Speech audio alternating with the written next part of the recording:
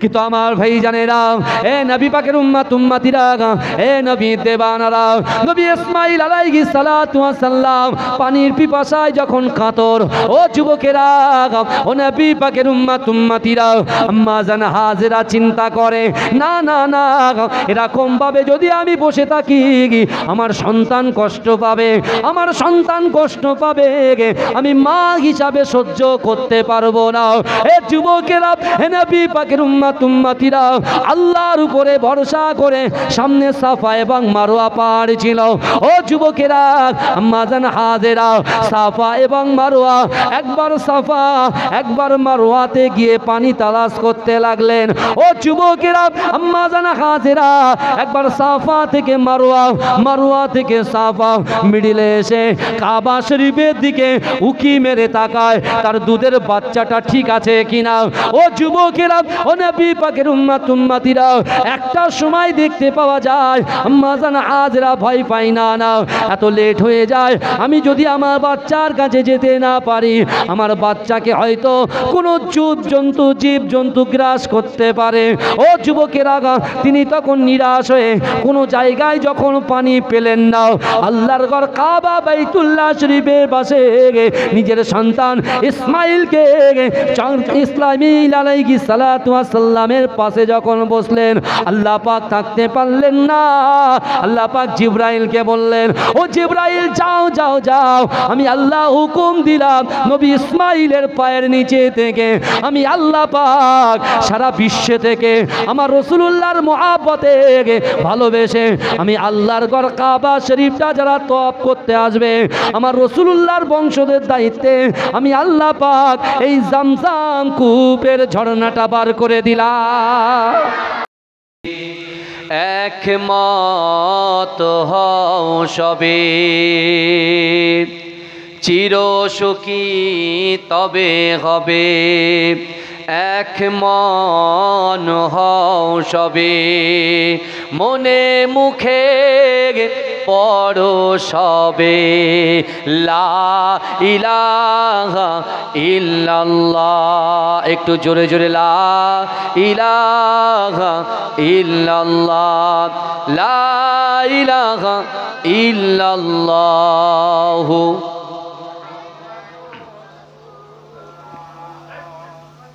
তুমি মানলে মানো, তুমি মানলে মানো, না মানলে মন মানে না,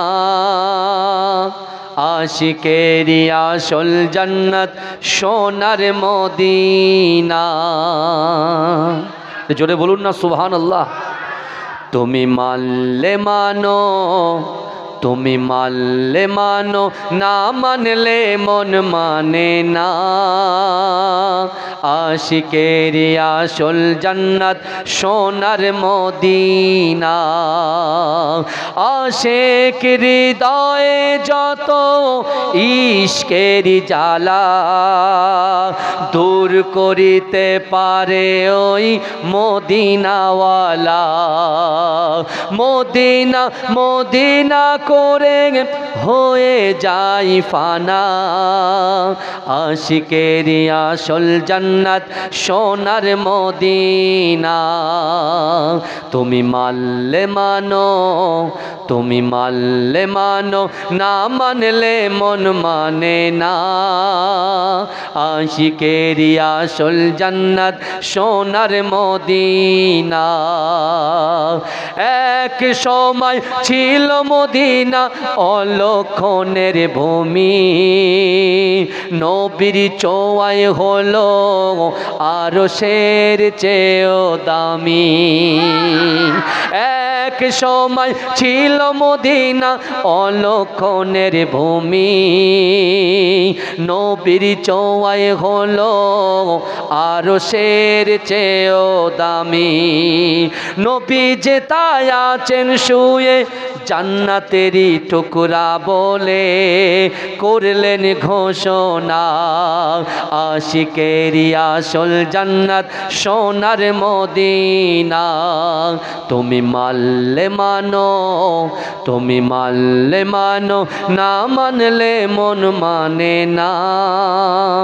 আশিকেরই আসল জান্নাত সোনার মদিনা। সবাই তো জান্নাত পাগল, জাহান্নামের না। আমি অদম জান্নাত জাহান্নাম কিছুই চাই না। কামনা শুধু দিদারে নবী রব্বানা। আশিকেরই আসল জান্নাত সোনার মদিনা। তুমি মানলে মানো, তুমি মানলে মানো, না মানলে মন মানে না। আশিকেরই আসল জান্নাত সোনার মদিনা। আল্লাহুম্মা সাল্লি আলা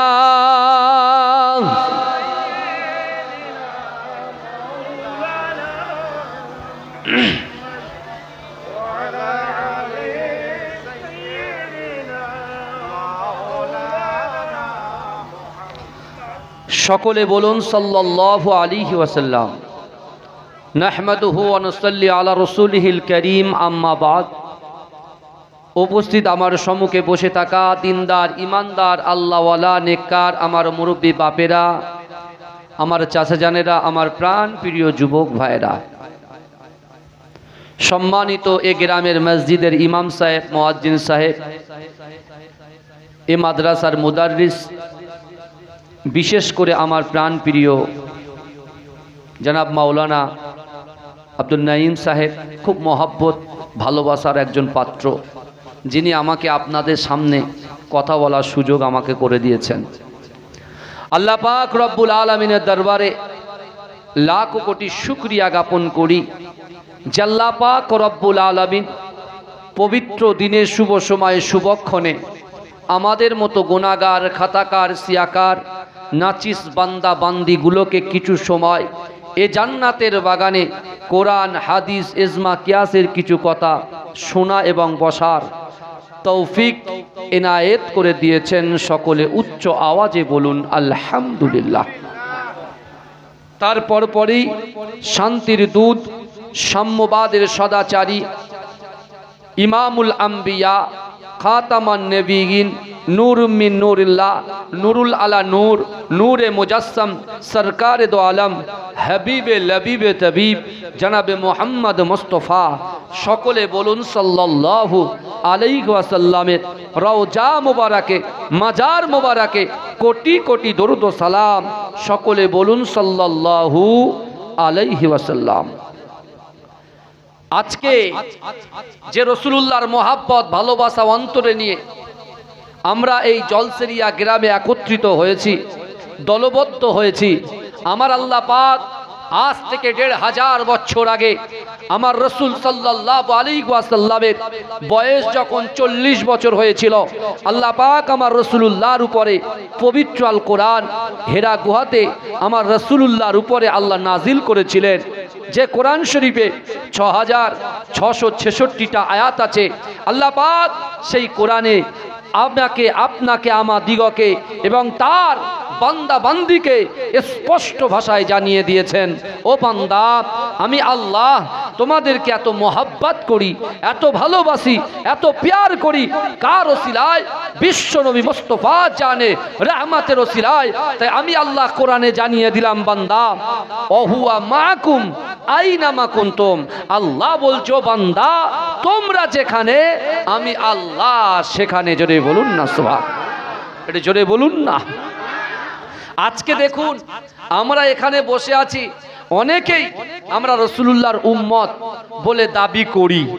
অবশ্যই আমরা রাসূলুল্লাহর উম্মত, মুসলমান আমরা সবাই, কিন্তু তার ভিতরে অনেক কোয়ালিটি আছে। ক্লাসে যখন স্টুডেন্টরা বসে থাকে, অনেকের মেধা শক্তি বৃদ্ধি, আবার অনেকের মেধা শক্তি হ্রাস, অনেকের বেশি, অনেকের কম, দুটো কিন্তু সমান নয়। কিন্তু দেখেন, ঠিক তদ্রূপ আমার আল্লাহর বান্দা বান্দিদের ভিতরে এরকম অনেক ব্যক্তি আছে যারা 5 ওয়াক্ত নামাজ আদায় করে, তাহাজ্জুদের নামাজ আদায় করে, যারা হালাল ব্যবসা করে, হালাল রুজি তালাশ করে, শুধু তাই নয় পিতামাতাকে মহাব্বত করে, স্ত্রীর হক আদায় করে, স্বামীর হক আদায় করে, সন্তানের হক আদায় করে, গ্রামবাসীর হক আদায় করে। আবার আল্লাহর বান্দাবান্দীদের ভিতরে অনেকে নামাজ পড়ে না, রোজা রাখে না, যাকাত দেয় না, দান খায়রাত করে না, পিতামাতার মহাব্বত করে না, স্ত্রীর হক আদায় করে না, সন্তানের হক আদায় করে না, সন্তান বাপের হক আদায় করে না। তারপরেও আল্লাহ পাক রব্বুল আলামিন আজিকার দিনেতে আপনি প্রমাণ এবং দলিল নিয়ে যান যে এখানে অনেক ব্যক্তি বসে আছেন যারা নামাজও পড়ে, আবার অনেকে বসে আছে যারা নামাজ পড়ে না, কিন্তু আল্লাহ পাক সেই বান্দাকে আবার কোরআনের আয়াত দিয়ে বান্দাকে বুঝিয়ে দিয়ে বলছেন, ও বান্দা শোনো শোনো, আমি আল্লাহ তোমাদেরকে জানিয়ে দিলাম, নাহনু আকরাবু ইলাইয়া মিন হাবলিল ওয়ারিদ। আল্লাহ বলছো বান্দা, আমি আল্লাহ তোমাদের ঘাড়ের শিরা উপশিরা থেকে অতি নিকটবর্তী, আমি আল্লাহ তোমাদের সাথে আছি। জোরে বলুন না সুবহান। জোরে বলা যাবে না। আজকে দেখুন না, সারাদিন গতকালকে এরকম টাইমে এ জায়গায় কোনো মানুষই ছিল না, হয়তো কিছু মুদাররিস তলিবুল ইলম ভাইয়েরা বসেছিল, মাদ্রাসার 24টা ছাত্র ছিল, মুদাররিস ছিল, আর কিছু যারা মাদ্রাসার হিতাকাঙ্ক্ষী তারা এখানে বসেছিল। কিন্তু আমার বাবাজিরা ভাইয়েরা, আজকে দেখুন আমি আপনি আমরা আর জলসেরিয়া একেবারে মসজিদের গায়ে মাদ্রাসা প্রাঙ্গণে আমরা একত্রিত হয়েছি। আপনি কি মনে করছেন আমরা সকলে নিজের ইচ্ছায় এসে বসেছি? নিজের ইচ্ছায় এসে বসেছি? কথা বলেন। চিন্তা করতে হবে, ফিকির করতে হবে। ওলামারা বলেন, পীর ওলি আল্লাহ গওস কুতুবরা বলেন, তোমরা জিকির করো এবং ফিকির করো। আল্লাহ জিকির করছি, কিন্তু আমাদের চিন্তা করতে হবে, ভাবতে হবে যে কিভাবে চলছে। আপনি দেখুন না, আল্লাহ পাক রব্বুল আলামিন আমাদেরকে রিজিক দিচ্ছেন। কেউ দোকান চালিয়ে খাচ্ছে, কেউ চাষ করে খাচ্ছে, কেউ ডক্টরি করে খাচ্ছে, কেউ ইঞ্জিনিয়ারিং করে খাচ্ছে, কেউ আবার চাষাবাদ করে খাচ্ছে। খাচ্ছে কি খাচ্ছে না? কথা বলেন। আল্লাহ রিজিক দিচ্ছেন। কেউ মাদ্রাসায় তোলাবাদের খিদমত করছে, এক এক রকম পাঠ। কিন্তু একটুখানি চিন্তা করুন, আমি রাকিবুল আজিজের জবান যদি আল্লাহ বন্ধ করে দেন, আমি দুটো কথা বলতে পারবো? আমরা চাষি ভাই যারা চাষ করতে অভ্যস্ত, আমাদের দুটো পা যদি আল্লাহ প্যারালাইসিস করে দেয়, আমরা চাষ করতে পারবো? আমার যুবকগুলো ফ্রি ফায়ার খেলে, ভালো করে বুঝবেন। আমার যুবকগুলো ইউটিউব দেখে, আমার যুবকগুলো ফেসবুক দেখে, আমার যুবকগুলো তারা রাতের অন্ধকারে গালাত গালাত পিকচার ভিডিওগুলো দেখে, ভালো করে বুঝবেন। তাহলে আপনি যখন কোনো পিকচার কোনো ভিডিও দেখি, চোখ দিয়ে দেখি, আল্লাহ যদি চোখটা অন্ধ করে দেয় আর দেখতে পাবো? এই কথা বলেন, পাবো না। ভালো করে ওয়াজ বুঝতে হবে জায়গায়। তাহলে চিন্তা করেন, গুনাহগার, খাতাকার, সিয়াকার রাতের অন্ধকারে দিনের আলোতে প্রকাশ্যে অপ্রকাশ্যে জাহিরিতে পাতিরিতে আমরা গুনাহে জড়িয়ে গিয়েছি। তারপরেও আজকে আপনি গুনাহগার, আমি গুনাহগার, আমরা গুনাহগার। আমাদের মতো গুনাহগারকে আল্লাহ পাক তার ঘরের পাশে, তার রাসূল মাদ্রাসার ঘরের পাশে, আল্লাহ জান্নাতের বাগানে আমাদের মতো গুনাহগারকে আল্লাহ বসিয়ে রেখেছেন। জোরে বলুন না, জোরে বলা যাবে না। আমার ভাইজানেরা, এ নবী পাকের উম্মত উম্মতিরা, এ নবী দেওয়ানারা, আমার আল্লাহ পাক রব্বুল আলামিন বান্দাকে কত মোহাব্বত করে, বান্দাকে কত ভালোবাসে। ও যুবকেরা, আপনার বাড়িতে একটা 1.5 বছরের বাচ্চা আছে, সবে মাত্র হামাগুড়ি দিতে শিখেছে।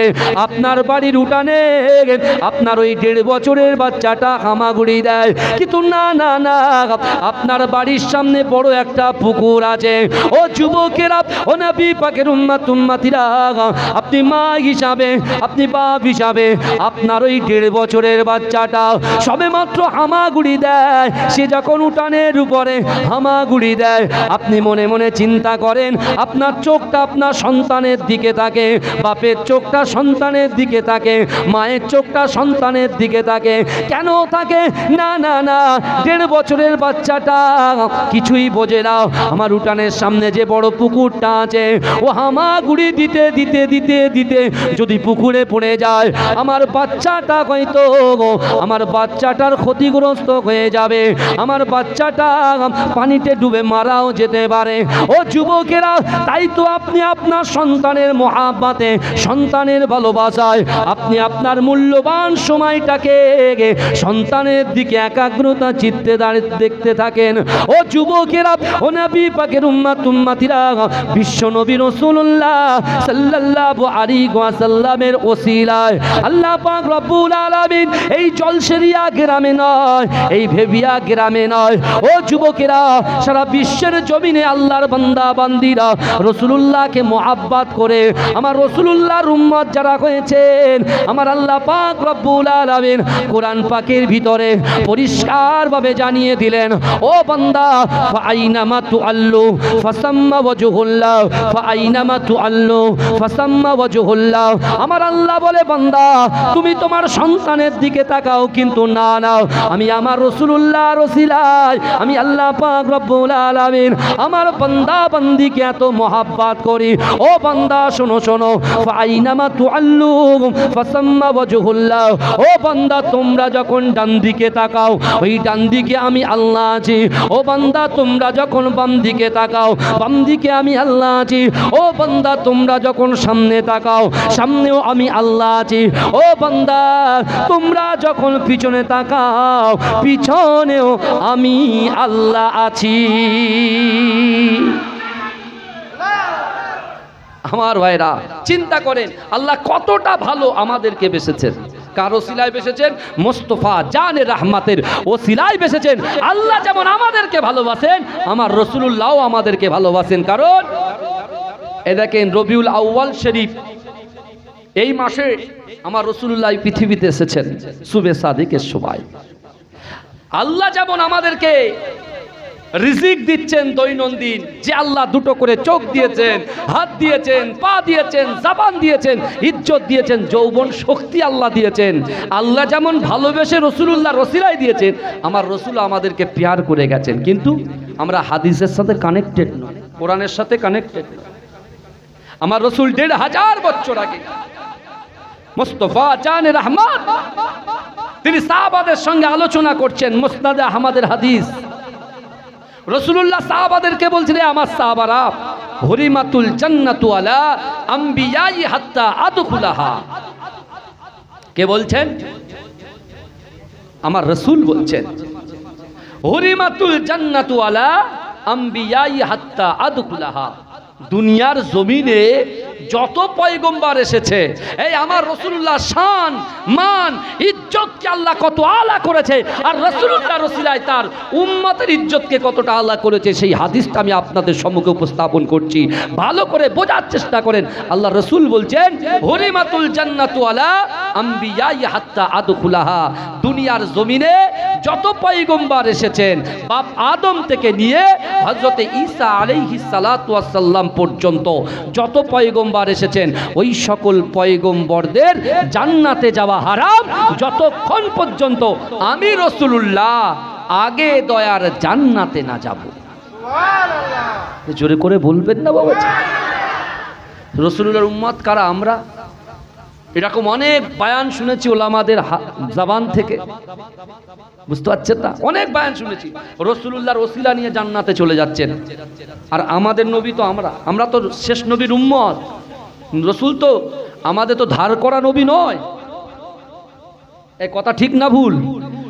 নবী তো আমাদের। একটা কথা আছে, আপনারা খুব ভালো বুঝবেন, চাষা জমি চাষ না করলে আগাছা দখল করে। কথা ঠিক বলছি না ভুল বলছি বাবাজি?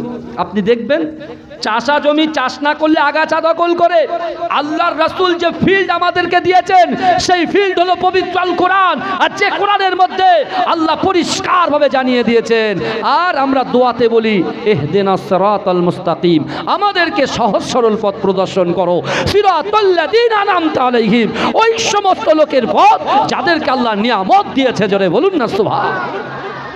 কোরআন শরীফে কয় শ্রেণী মানুষের উপরে নিয়ামত দিয়েছেন? আল্লাহর কোরআন বলছে, আল্লাযীনা আনআমাল্লাহু আলাইহিম মিনান নাবিয়্যিনা ওয়াস সিদ্দীকিনা ওয়াশ শুহাদাই ওয়াস সালিহিনা হাসুনা উলাইকা রাফিকা। জোরে বলুন না সুবহানাল্লাহ। আল্লাহ 4 শ্রেণী মানুষের উপরে নিয়ামত দিয়েছেন।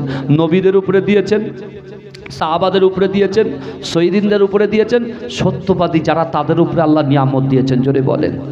কিন্তু সেই বিশ্ব নবী রাসূলুল্লাহ ১৫০০ বছর আগে তার সাহাবাদেরকে বলছেন যে দুনিয়ার জমিনে যত পয়গম্বর এসেছে আদম থেকে নিয়ে ঈসা আলাইহিস সালাতু ওয়াস সালাম পর্যন্ত যত পয়গম্বর এসেছে ওই সকল পয়গম্বরদের জান্নাতে যাওয়া হারাম যতক্ষণ পর্যন্ত আমি রাসূলুল্লাহ আগে দয়ার জান্নাতে না যাব। জোরে বলেন। কিন্তু আমার ভাইজানেরা, এ নবী পাকের উম্মত উম্মতিরা, এ নবী দেবানারা, বিশ্ব নবী রাসূলুল্লাহ সাল্লাল্লাহু আলাইহি ওয়াসাল্লামের এই হাদিস শুনে আল্লাহ রাসূলের একজন সাহাবা দাঁড়িয়ে গেলেন, ইয়া রাসূলুল্লাহ, হাবিবাল্লাহ, না না না, সবার আগে আপনি জান্নাতে যাবেন। কাল কিয়ামতের মাঠেতে সবাই তো ইয়া নাফসি করবে। ইয়া রাসূলুল্লাহ, হাবিবাল্লাহ, আপনি তো নিজেই বলেছেন যেখানে আল্লাহর নাম সেখানে আমি রাসূলুল্লাহর নাম, যেখানে আপনার নাম সেখানে আপনার উম্মতের নাম। ইয়া রাসূলুল্লাহ, ইয়া হাবিবাল্লাহ, হুজুর, না না না, সবার আগে আপনি জান্নাতে চলে যাবেন। আপনার উম্মতিদের অবস্থাটা কি হবে?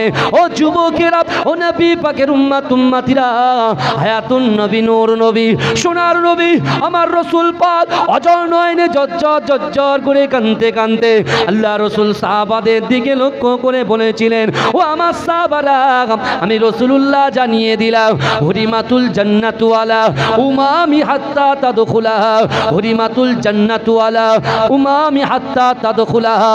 এ আমার সাহাবারা, শোনো শোনো, আমি রাসূলুল্লাহ তোমাদেরকে জানিয়ে দিলাম দুনিয়ার জমিনে যত পয়গম্বর এসেছে ওই সকল পয়গম্বরের যত উম্মত এসেছে বাবা আদম থেকে নিয়ে হযরত ঈসা আলাইহিস সালাতু ওয়াস সালাম পর্যন্ত যত উম্মত এসেছে ওই সকল উম্মতিদের জান্নাতে যাওয়া ততক্ষণ পর্যন্ত হারাম যতক্ষণ পর্যন্ত আমি রাসূলুল্লাহ আমার উম্মত আগে দয়ার জান্নাতে না যাবে। জোরে বলুন না, মহব্বতে হবে না? সুবহানাল্লাহ, নারে তাকবীর, নারে তাকবীর। আমার বাবাজিরা, ভাইরা, ভালো করে বোঝার চেষ্টা করেন। তাহলে যে একদিকে আল্লাহ তার বান্দাকে রিজিক দিচ্ছেন আর একদিকে রাসূলুল্লাহ তার উম্মতের সাহস দিচ্ছে, তোমরা এগিয়ে যাও, নামাজের দিকে এসো, রোজার দিকে এসো, পিতামাতার মহব্বতের দিকে এসো, এতিম বেওয়া অর্থাৎ যারা আপনার উৎপীড়ন নিপীড়ন এরকম মানুষের পাশে তোমরা এসে দাঁড়িয়ে যাও। তোমরা যখন দাঁড়িয়ে যাবে আল্লাহর রহমত তোমাদের উপরে বর্ষণ হবে। জোরে বলুন। এ জোরে বলা যাবে না? আর চিৎকার দিয়ে বলা যাবে না? সুবহানাল্লাহ। রাসূলুল্লাহর আদর্শ আমরা নিয়ে যাব। এ যুবকেরা, বিশ্বাস করেন আমার দয়ার নবী মুস্তাফা সাল্লাল্লাহু আলাইহি ওয়াসাল্লাম এই পৃথিবীতে এ ধরার জমিনে আসার আগে আল্লাহ অনেক আশ্চর্য ঘটনা ঘটিয়েছে। বুঝতে পারছেন না? আবরাহা বাদশা পবিত্র কাবাঘর, আল্লাহর ঘর, আল্লাহর ঘরকে চূর্ণ বিচূর্ণ করার জন্য পরিকল্পনা করেছিল। এ কথা ঠিক বলছি না ভুল বলছি? হ্যাঁ, এখন বর্তমান ওয়াকফ নিয়ে, এই শুনছেন, ওয়াকফ নিয়ে আমরা প্রথমে আন্দোলন করেছি, তাই তো এখনো জারি থাকবে। আল্লাহর ঘর, মাদ্রাসা, ঈদগাহ, খানকা, কবরস্থান এগুলো হচ্ছে আল্লাহর প্রপার্টি। কার প্রপার্টি বলেন? আল্লাহর প্রপার্টি।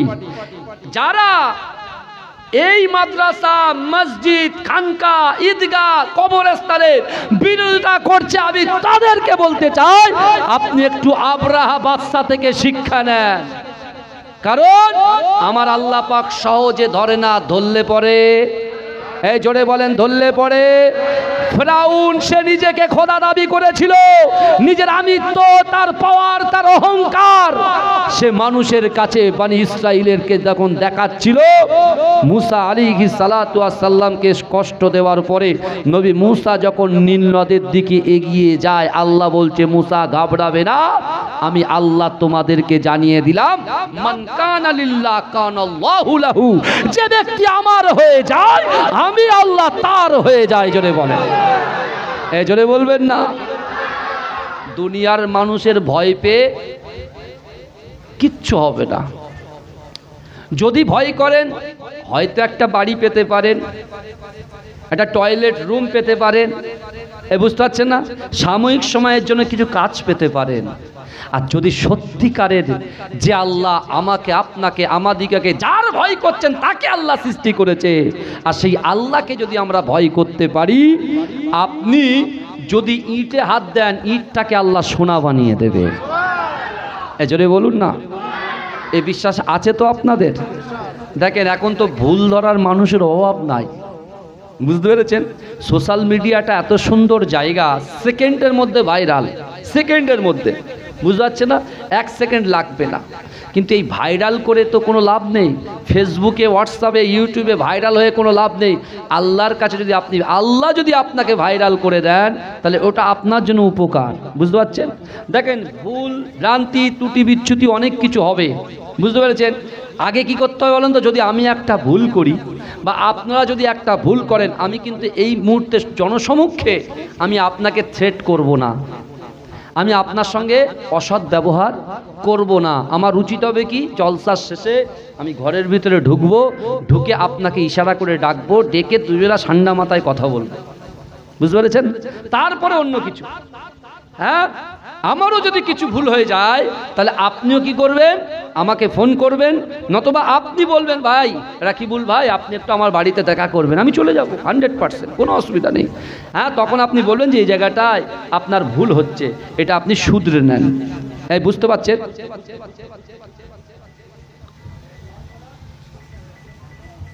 মোবাইলটা অফ করো না, ফোন এসছে, ফোনটা এ করে দাও আমার বাবাজিরা। বুঝতে পারছেন কি বলছি? তাহলে আর আল্লাহ পাক রব্বুল আলামিন আমাদেরকে কি স্পেস দিয়েছে দেখেন, কি মর্যাদা দিয়েছে দেখেন। আল্লাহ বলে দিচ্ছেন, এ বান্দা, দুনিয়ার জমিনের উপরে আসমানের নিচে কোনো মানুষকে যদি কোনো মানুষ ক্ষমা করে দেয়, আমি আল্লাহ আসমানের উপরে তাকে ক্ষমা করে দেবো। জোরে বলবেন না সুবহানাল্লাহ? জোরে হবে না সুবহানাল্লাহ? দুনিয়ার জমিনের উপরে আসমানের নিচে কেউ যদি একটা বাজে গুনাহকে যদি কেউ গোপন করে দেয়, আল্লাহ বলছে কাল কিয়ামতের মাঠে তোমার গুনাহটাকে আমি আল্লাহ গোপন করে দেব। হ্যাঁ, সেই রসুলের উম্মত আমরা। আর যে রসুল সাল্লাল্লাহু আলাইহি ওয়াসাল্লাম তিনি পৃথিবীতে আসার আগে আল্লাহ পাক রব্বুল আলামিন প্রত্যেকটা অর্থাৎ পবিত্র মক্কা নগরটাকে আল্লাহ কিভাবে সাজাচ্ছেন দেখেন। আল্লাহ কোরআনে বলছেন, বিসমিল্লাহির রহমানির রহিম, আহাসিবান নাসু আইয়ুতরাকু আইয়াকুলু আমান্না ওয়াহুম লা ইফতানুন। আল্লাহ বলছে, বান্দা তোমরা যারা ঈমান এনেছো, তোমরা কি মনে করো আমি আল্লাহ তোমাদেরকে ছেড়ে দেব? ওয়াহুম লা ইফতানুন, আমি আল্লাহ কি তোমাদের পরীক্ষা করব না? এই শুনছেন, আল্লাহ আমাদেরকে বলছেন। কিন্তু যারা বলছেন আমি মুমিন, যারা বলছেন আমরা মুসলমান, খাঁটি মুসলমান, যারা বলছে আমরা খাঁটি ইমানদার, আমরা যারা জবান দিয়ে বলছি যে আমরা খাঁটি ইমানদার, খাঁটি মুসলমান, তাহলে আমরা খাঁটি ইমানদার, খাঁটি মুসলমান, আমাদের সদা সর্বদাই তৈরি থাকতে হবে। এ যুবক, তুমি যদি খাঁটি মুমিন হয়ে থাকো, ও মা তুমি যদি খাঁটি মুমিন না হয়ে থাকো, তাহলে অবশ্যই অবশ্যই আল্লাহর 5টা বিষয়ের ভিতরে, কোরআন শরীফে আল্লাহ 5টা বিষয়ের ভিতরে যে কোনো একটা বিষয় নিয়ে আল্লাহ আপনাকে পরীক্ষা করবেন, পরীক্ষা করবেন। রাসূলুল্লাহ বলছেন সাহাবাদেরকে, তা আল্লাহ যখন পরীক্ষা করবেন, রাসূলুল্লাহ একজন সাহাবা বলছেন, ইয়া রাসূলুল্লাহ, আল্লাহ যদি পরীক্ষা করে আর সেই পরীক্ষায় যদি আল্লাহর বান্দা বান্দীরা উত্তীর্ণ হয়ে যায়, তাহলে আল্লাহ কি সাজা দেবে? কি সাজা দেবে? রাসূলুল্লাহ বলেছিলেন, রে আমার সাহাবারা শোনো, আমি রাসূলুল্লাহ রসিলায় আল্লাহ পাক 8টা জান্নাত সৃষ্টি করেছেন। কটা জান্নাত? জোরে বলেন, কটা জান্নাত? 8টা জান্নাত সৃষ্টি করেছে। ওই 8টা জান্নাতের ভিতরে আল্লাহর পরীক্ষায় যদি তার বান্দা বান্দিরা, রাসূলের উম্মত উম্মতিরা উত্তীর্ণ হয়ে যায়, 8টা জান্নাতের ভিতরে সবচাইতে বড় জান্নাত জান্নাতুল ফেরদাউসটা আল্লাহ তার আমলনামায় লিপিবদ্ধ করে দেবে। জোরে বলবেন, জোরে বলবেন না, জোরে হবে না সুবহানাল্লাহ? আল্লাহ পরীক্ষা করেছিলেন নবী ইব্রাহিম আলাইহিস সালাতু ওয়াস সালামকে। আল্লাহ পরীক্ষা করেছেন না করেননি? কথা বলেন, নবী নূহ আলাইহিস সালাতু ওয়াস সালামকে আল্লাহ পরীক্ষা করেছিলেন না করেননি? কথা বলেন। নবী উযাইর আলাইহিস সালাতু ওয়াস সালামকে আল্লাহ পরীক্ষা করেছিলেন। নবী ইব্রাহিমকে আল্লাহ কি পরীক্ষা করেছিলেন? আল্লাহ এই জন্য পরীক্ষা করেছেন যে আমার রাসূল আসবেন মক্কার জমিনে, ধুধু মরু প্রান্তরে আসবে, আল্লাহর রাসূল সাল্লাল্লাহু আলাইহি ওয়াসাল্লাম নবী হবে, আর সেই রাসূলের অনুসারী অনুগামী উম্মতরা এক একটা কান্ট্রি থেকে এক একটা দেশ থেকে তারা পবিত্র ঘর কাবা বাইতুল্লাহ শরীফ তওয়াফ করতে আসবে।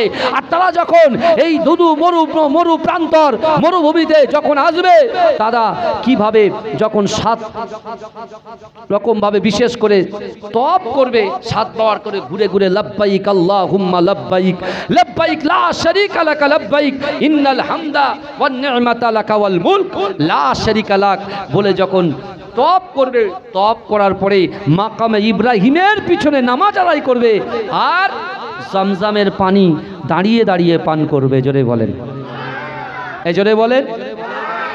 তখনও তো জমজমের কূপ তো আল্লাহর কাবা বাইতুল্লাহ শরীফের পাশে তো ছিল না। আল্লাহ সেটাকে সাজাবেন না? কারণ ওমা আরসালনাকা ইল্লা রাহমাতাল লিল আলামিন আসছে যে রাসূল সাল্লাল্লাহু আলাইহি ওয়াসাল্লাম যখন কোনো ফাঁকা ময়দানে চলে যেতেন, বিশ্বাস করুন আমার রাসূলুল্লাহর শান মান ইজ্জতের খাতিরে আমার আল্লাহ যাকে বন্ধু বলেছেন সেই বিশ্ব নবীর জন্য অনেক দূরে যদি কোনো গাছ দণ্ডায়মান থাকতো, দাঁড়িয়ে থাকতো, ওই গাছগুলো তাদের বিশেষ করে জায়গা পরিবর্তন করে জমিন ভেদ করে তারা রাসূলুল্লাহর মাথার কাছে এসে নিজের নিজের নিজের ডালগুলোকে রাসূলুল্লাহর কাছে মাথাটাকে ঝুঁকিয়ে দিয়ে রাসূলুল্লাহকে ছায়া করে রাখতো। জোরে বলুন, এই জোরে বলবেন না? সেই রসুল আসবেন, আল্লাহ তৈরি করে নিচ্ছেন। নবী ইব্রাহিম আলাইহিস সালাতু ওয়াস সালাম আল্লাহর কাছে দোয়া চাইছে, আল্লাহ আপনি আমাকে একটা সন্তান দিন। এই বিশাল ঘটনা আমি একটা পয়েন্ট নিয়ে বলছি, ভালো করে বোঝেন পয়েন্ট নিয়ে। নবী ইব্রাহিম আলাইহিস সালাতু ওয়াস সালামের 2 জন স্ত্রী ছিল, একটা নাম হচ্ছে হাজেরা আর দ্বিতীয় নাম হচ্ছে কি বলেন? মা সারা আলাইহিস সালাতু ওয়াস সালাম। ভালো করে বোঝেন, মা সারা আলাইহিস সালাতু ওয়াস সালাম হচ্ছেন প্রথম স্ত্রী, আর দ্বিতীয় স্ত্রী হচ্ছে মা হাজেরা আলাইহিস সালাতু ওয়াস সালাম। সারার গর্ভে যখন কোনো সন্তান আসছে না, নিজেই একটা বিবাহ দিলেন। কাকে? ইব্রাহিম আলাইহিস সালাতু ওয়াস সালামকে, যে মা হাজেরার গর্ভে নবী ইসমাইল আলাইহিস সালাতু ওয়াস সালামকে আল্লাহ জন্ম দিয়েছিলেন। জোরে বলুন না সুবহান। এটা জোরে বলা যাবে না সুবহানাল্লাহ? এটা চিৎকার দিয়ে বলা যাবে না? নবী ইব্রাহিম আলাইহিস সালাতু ওয়াস সালাম আল্লাহর ঘর কাবা শরীফে হাত তুলে আল্লাহর কাছে দোয়া চেয়েছিলেন, আল্লাহ আপনি আমাকে সন্তান দেন, আর আমার বংশের ভিতরে যে নবীর পয়গাম আপনি দিয়েছেন সেই নবী যেন আমার বংশের মধ্যে আসে। জোরে বলুন না সুবহান। আল্লাহ পাক মা হাজেরার গর্ভে যখন সন্তান দিলেন, হযরত ইসমাইল আলাইহিস সালাতু ওয়াস সালাম যখন পৃথিবীর জমিনে আসলেন, মা সারা আলাইহিস সালাতু ওয়াস সালাম দূর থেকে দেখেন আর চোখ দিয়ে ঝরঝর করে পানি পড়েন, কারণ তার কোলটা খালি আর হাজেরার কোলটা ভরা। তিনি তখন চিন্তা করতে লাগলেন, নিজেকে যেন একটা ছোট মনে করতে লাগলেন। নবী ইব্রাহিম আলাইহিস সালাতু ওয়াস সালাম বুঝতে পারলেন যে না, আমার 2 স্ত্রীকে একই ছাদের তলায় রাখা যাবে না, কারণ একজন যে মায়ের সন্তান হয় না সে মায়ের কষ্ট বেদনা তার আর্তনাদ কি সেটা তাকে জিজ্ঞাসা করবেন, তাহলে বুঝতে পারবেন। আর মা বাপ আমাদের জন্য নিয়ামত, বাপ মা আমাদের জন্য নিয়ামত। হে যুবক বিশ্বাস করো, আল্লাহর কোরআন বলছে ফালা তাকুল্লাহুমা উফি ওয়ালা তানহারহুমা ওয়া কুল্লাহুমা কাওলান কারীমা। আল্লাহ বলছো বান্দা তোমাদের আচরণে, তোমাদের ব্যবহারে তোমাদের পিতামাতার সঙ্গে কুরুচিকর মন্তব্য করো না, তাদেরকে কষ্ট দিও না। যে বাজে ব্যবহারে তোমার মা বাপ উপশব্দ করে। এই শুনছেন, নবী ইব্রাহিম আলাইহিস সালাতু ওয়াস সালামকে আল্লাহ পরীক্ষা করলেন। আল্লাহ বলছে এখানে রাখা যাবে না, যাও সোজা মরু প্রান্তরে কাবা ঘরের পাশে রেখে এসো। আমার ভাইজানেরা, এ নবী পাকের উম্মতিরা, এ নবী দেওয়ানারা, আল্লাহ পাক রব্বুল আলামিন আমার রাসূলুল্লাহর আগমনে মক্কাটা সুন্দর করে সাজিয়ে নেয়। ও যুবকেরা, নবী ইব্রাহিম আলাইহিস সালাতু ওয়াস সালাম আম্মা জান হাজেরাকে সঙ্গে করে নিয়ে, ও যুবকেরা দুধের শিশু হযরতে ইসমাইলকে সঙ্গে করে নিয়ে, ও যুবকেরা কাবা বাইতুল্লাহ শরীফের পাশে চলে আসলেন। এ যুবকেরা আম্মা জান হাজেরা কোনো কথা বলে না, তিনি চুপ করে আছেন। এমতো অবস্থায় নবী ইব্রাহিম আলাইহিস সালাতু ওয়াস সালাম, নবী ইসমাঈল আলাইহিস সালাতু ওয়াস সালাম মাদান হাজরাকে রেখে তিনি যখন এগিয়ে যায়, অনেক দূর চলে যায়, মাদান হাজরা জিজ্ঞাসা করে, ও আমার স্বামী আপনি একটু দাঁড়িয়ে যান, দাঁড়িয়ে যান। না না না, আমি আপনাকে একটা প্রশ্ন করতে চাই, আমি আপনাকে একটা সওয়াল করতে চাই। বলছে কি প্রশ্ন তুমি বলো।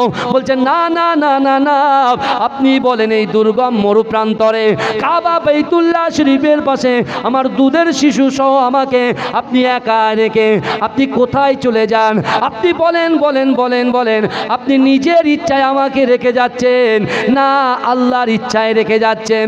ও যুবকেরা, ও নবী পাকের উম্মতিরা, নবী ইব্রাহিম আলাইহিস সালাতু ওয়াস সালাম বলতে লাগলেন, ও আমার স্ত্রী রে, আমি নিজের ইচ্ছায় রেখে যাই না, আমি আমার আল্লাহ পাকের হুকুমে তোমাদের রেখে যাই। জোরে বলুন না সুবহানাল্লাহ। আম্মাজান একটাও বাক্য লাভ করলেন না, তারপরে একটাও কথা বললেন না, সবর ইখতিয়ার করলেন। আর আমাদের কিছু হলেই শুধু রাগ আর রাগ, বুঝতে পারছেন না? একটু ঠান্ডা মাথায় থাকলে কাজটা উঠে যায়। দেখবেন এরকম অনেক সমস্যা হয়। একটা ছেলের সঙ্গে একটা মেয়ের বিবাহ দেবে, দেখাশোনা কমপ্লিট, এবার একটু আলোচনা হচ্ছে বাহ্যিকভাবে, দুই পক্ষের আলোচনা। হঠাৎ করে একজন মাথা গরম ব্যক্তি কি একটা টুক করে এমন একটা পয়েন্ট বললো, এদিকে খালা শাশুড়ির জামাইয়ের তো রাগ হয়ে গেছে, বুঝতে পারছেন না? যেই রাগ হয়েছিল বিয়ে হবে না, ক্যান্সেল হয়ে গেল, হওয়া যে গড়া জিনিস ভেঙে গেল। হয় কি হয় না, কথা বলে না? ওই জন্য আল্লাহ পাক বলছেন ইন্নাল্লাহা মা'আস সাবিরিন, সবর করো, ধৈর্য ধরো, বুঝতে পারছেন না? যারা সবর করবে, ধৈর্য ধরবে, সে নিশ্চয় একদিন না একদিন আল্লাহ তাকে অনেক বড় করে দেবে। তার যে অ্যাম্বিশন, উচ্চ আকাঙ্ক্ষা, আল্লাহ সেই আকাঙ্ক্ষায় পৌঁছে দেবে। বুঝতে পেরেছেন? এই কারা কারা রাসূলুল্লাহকে ভালোবাসেন একটু হাত তোলেন তো দেখি। একটু তাকবীর দান, নারে তাকবীর, আরে জোরে দান না, নারে তাকবীর। বাবা যে আমি বলবো নারায়ে মুস্তাফা, আপনারা বলেন মারহাবা মারহাবা, বলতে পারবেন? নারায়ে মুস্তাফা। জলসেরিয়া যুবকদের গলার আওয়াজ আলাদা, নারায়ে মুস্তাফা। আরে জোরে বলেন নারায়ে মুস্তাফা, নারে তাকবীর। আমাকে তো গজল বলার জন্য বলছেন, কিন্তু বাবাজি ওরেও ভূমি মদিনার ভূমি গজল তো শুনেছেন, শুনেছেন তো? এই কথা বলেন না। কিন্তু ওই গজলেরই, ওই টানেরই একটা গজল লেখা হয়েছে, বুঝতে পেরেছেন? ওইটা আগে বলি, তারপর শেষে ওটা বলি। সব যদি এখন বলি লোক তো উঠে পালাবে, বুঝতে পারছেন? এখন দাদা এই দরকার তো আপনার বসিয়ে রাখতে হবে। এটা দরুদ শরীফ পড়েন, আল্লাহুম্মা, জোরে জোরে।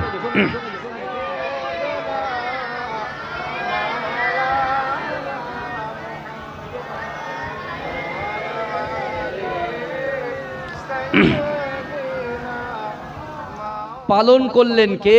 নবী ইব্রাহিম আলাইহিস সালাতু ওয়াস সালাম। দিয়ে আসলেন কে? একটু পানি আর কিছু খেজুর। বুঝতে পারছেন? তারপরে কি হলো? হাজী সাহেবরা হজ করতে যান। হজের ফরজ কটা? তিনটে। হজের ফরজ কটা বলেন? তিনটি। এক, নিয়ত করা, এহরাম বাঁধা। দুই না, দুই হচ্ছে আরাফাতের ময়দানে অবস্থান করা, আর তিন হচ্ছে তওয়াফে জিয়ারাত করা। বুঝতে পারছেন না? আরাফাতের ময়দানটা এত পবিত্র হলো কি করে? এ যুবকেরা বিশ্বাস করেন, নবী ইব্রাহিম আলাইহিস সালাতু ওয়াস সালাম আল্লাহকে খুশি করার জন্য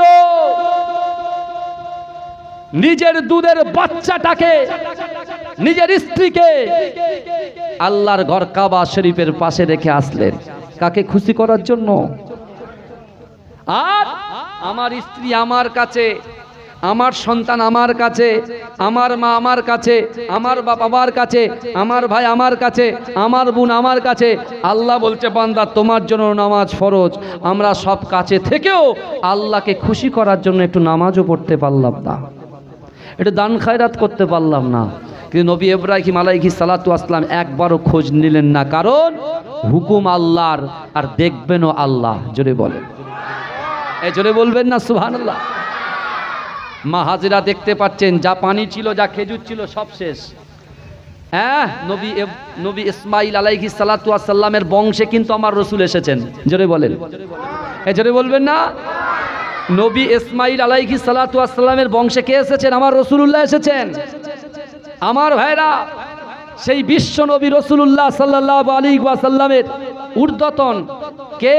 নবী ইসমাইল আলাইহিস সালাতু ওয়াস সালাম যখন শিশু, গলা আপনার ঠোঁট পানির পিপাসায় যখন ঠোঁটে আটা আটা ধরছে, আম্মা জান মা সহ্য করতে পারছেন না যে এই দুর্গম মরুপ্রান্তরে এখানে কেউ নাই যে আমাকে সাহায্য করতে পারে, একমাত্র আল্লাহ ছাড়া। তা আমি তালাশ করব কি করে? এখন যদি কেউ মনে করে আমি বাড়ি বসে থাকবো, আল্লাহ খাওয়াবে, হবে? এ কথা বলেন, চেষ্টা করবেন না? আপনি 2 বিঘে জমি কিনলেন বা 1 বিঘে, আপনার 80 বিঘে একটা ঘেরি মানে ভেড়ি চালালেন, হ্যাঁ, আপনি মাছ ফেললেন না, কিছুই ফেললেন না, আপনি মুনাফা নেওয়ার চেষ্টা করলে হবে? এ কথা বলেন, হবে না।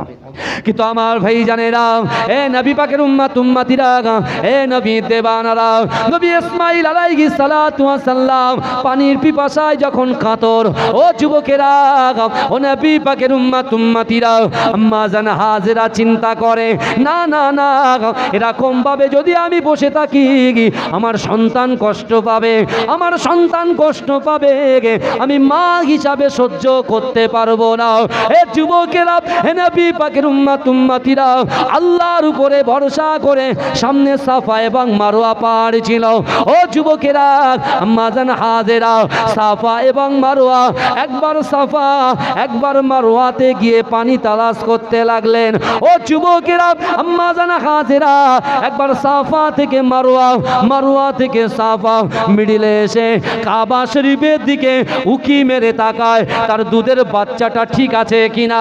ও যুবকেরা, ও নবী পাকের উম্মতিরা, একটা সময় দেখতে পাওয়া যায় আম্মা জান হাজেরা ভয় পাই না, না এত লেট হয়ে যায়, আমি যদি আমার বাচ্চার কাছে যেতে না পারি, আমার বাচ্চাকে হয়তো কোনো জীব জন্তু গ্রাস করতে পারে।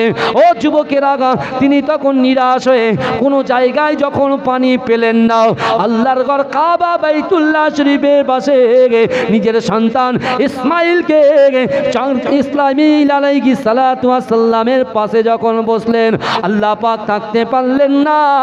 আল্লাহ পাক জিবরাইলকে বললেন, ও জিবরাইল, যাও যাও যাও, আমি আল্লাহ হুকুম দিলাম নবী ইসমাইলের পায়ের নিচে থেকে আমি আল্লাহ পাক সারা বিশ্বে থেকে আমার রাসূলুল্লাহর মহব্বতে ভালোবেসে আমি আল্লাহর ঘর কাবা শরীফটা যারা তওয়াফ করতে আসবে, আমার রাসূলুল্লাহর বংশদের দায়িত্বে আমি আল্লাহ পাক এই জামজাম কূপের ঝর্ণাটা বার করে দিলাম। জোরে বলুন না সুবহানাল্লাহ। আর চিৎকার দিয়ে বলবেন না নারে তাকবীর। মা হাজেরা আলাইহিস সালাতু ওয়াস সালাম আলহামদুলিল্লাহ বললেন, খুশিতে বাগে বাগ হলেন, আল্লাহর প্রশংসা করলেন। হ্যাঁ, আমরা যখন কোনো ভালো জিনিস শুনি আমরা কি নাউজুবিল্লাহ বলি, না ইন্না লিল্লাহি বলি, না আলহামদুলিল্লাহ বলি? এই কথা বলেন। অনেকে জানে না যে কোথায় সুবহানাল্লাহ বলতে হয়, কোথায় আলহামদুলিল্লাহ বলতে হয়। তাই একজন কবি লিখছেন আর বলছেন, শুরুতে হয় বিসমিল্লাহ, প্রশংসায় সুবহানাল্লাহ, শুকরিয়াতে কর মুমিন আলহামদুলিল্লাহ। শুরুতে হয় বিসমিল্লাহ, এজরে বলবেন না সুবহানাল্লাহ। আল্লাহর ঝর্ণার কূপ যখন বার করলেন, মা হাজেরা খুশি হয়ে শুকরিয়া আদায় করলেন। জোরে বলেন। ওই জায়গায় আস্তে আস্তে বড় হতে লাগলো, ভালো করে বোঝেন। এবারে দেখেন, এবারে একজন গোত্র বুখারী শরীফে এসেছেন, জরহুম গোত্র। বুঝতে পেরেছেন? জরহুম গোত্রের মানুষ, তারা পানির তালাশের জন্য একটা জায়গায় বসবাস করবে। এই বসবাস করার জন্য তারা পানির তালাশ করতে করতে আসছেন। মানে মরুপ্রান্তরে, আপনারা রাজস্থান গিয়েছেন তো, রাজস্থানে দেখতে পাবেন পানির অভাব। এক একটা মায়েরা কত দূর দূর থেকে আর কি কলসি ঘোড়া নিয়ে তারা হাঁটে। বুঝতে পেরেছেন? পানি পাওয়া যায় না। হ্যাঁ, তারপরেও আল্লাহ আমাদের বসিরহাট এলাকায়, বুঝতে পেরেছেন না, আলহামদুলিল্লাহ, আল্লাহ লাল পানিও দিয়েছেন আলহামদুলিল্লাহ, যে পানি খেলে সঙ্গে সঙ্গে হজম হয়ে যায়। এটা আল্লাহ পাকের বড় নিয়ামত। এর জন্য আমরা শুকরিয়া আদায় করে, যারা নামাজ আদায় করে নামাজ পড়বো তো, কথা বলেন না, বলেন ইনশাল্লাহ পড়বো, বলেন ইনশাল্লাহ পড়বো। এখন ওই জরহুম গোত্রের মানুষগুলো তারা এসে দূর থেকে দেখছেন যে পাখি উঠছে আর বসছে। ওরা তখন কি ভাবছে যে নিশ্চয়ই এখানে কোনো অলৌকিক কিছু আছে, বুঝতে পেরেছেন? আস্তে আস্তে এগিয়ে এসে দেখছেন যে হযরত হাজরা আলাইহিস সালাম যথেষ্ট বড় হয়েছেন, তিনি খেলা করছেন, তার সামনে এসে বলছেন এখানে পানির ব্যবস্থা। তা তারা কি করলেন, চিন্তা করলেন যে না, এই পানি তো আমাদের নয়, এখানে যারা বসবাস করে তাদেরই জিনিস। বুঝতে পারলেন? রাস্তা দিয়ে হেঁটে হেঁটে যাচ্ছি, পিয়ারা লাল হয়ে আছে, বলা না কওয়া না, টুক করে গাড়িটা থামিয়ে বন্ধুকে টুক করে পেড়ে নিচ্ছেন আর মনে করছেন পাড়ার গ্রামের লোক দেখলেন না, বন্ধু দেখলেন না, ভাই দেখলেন না।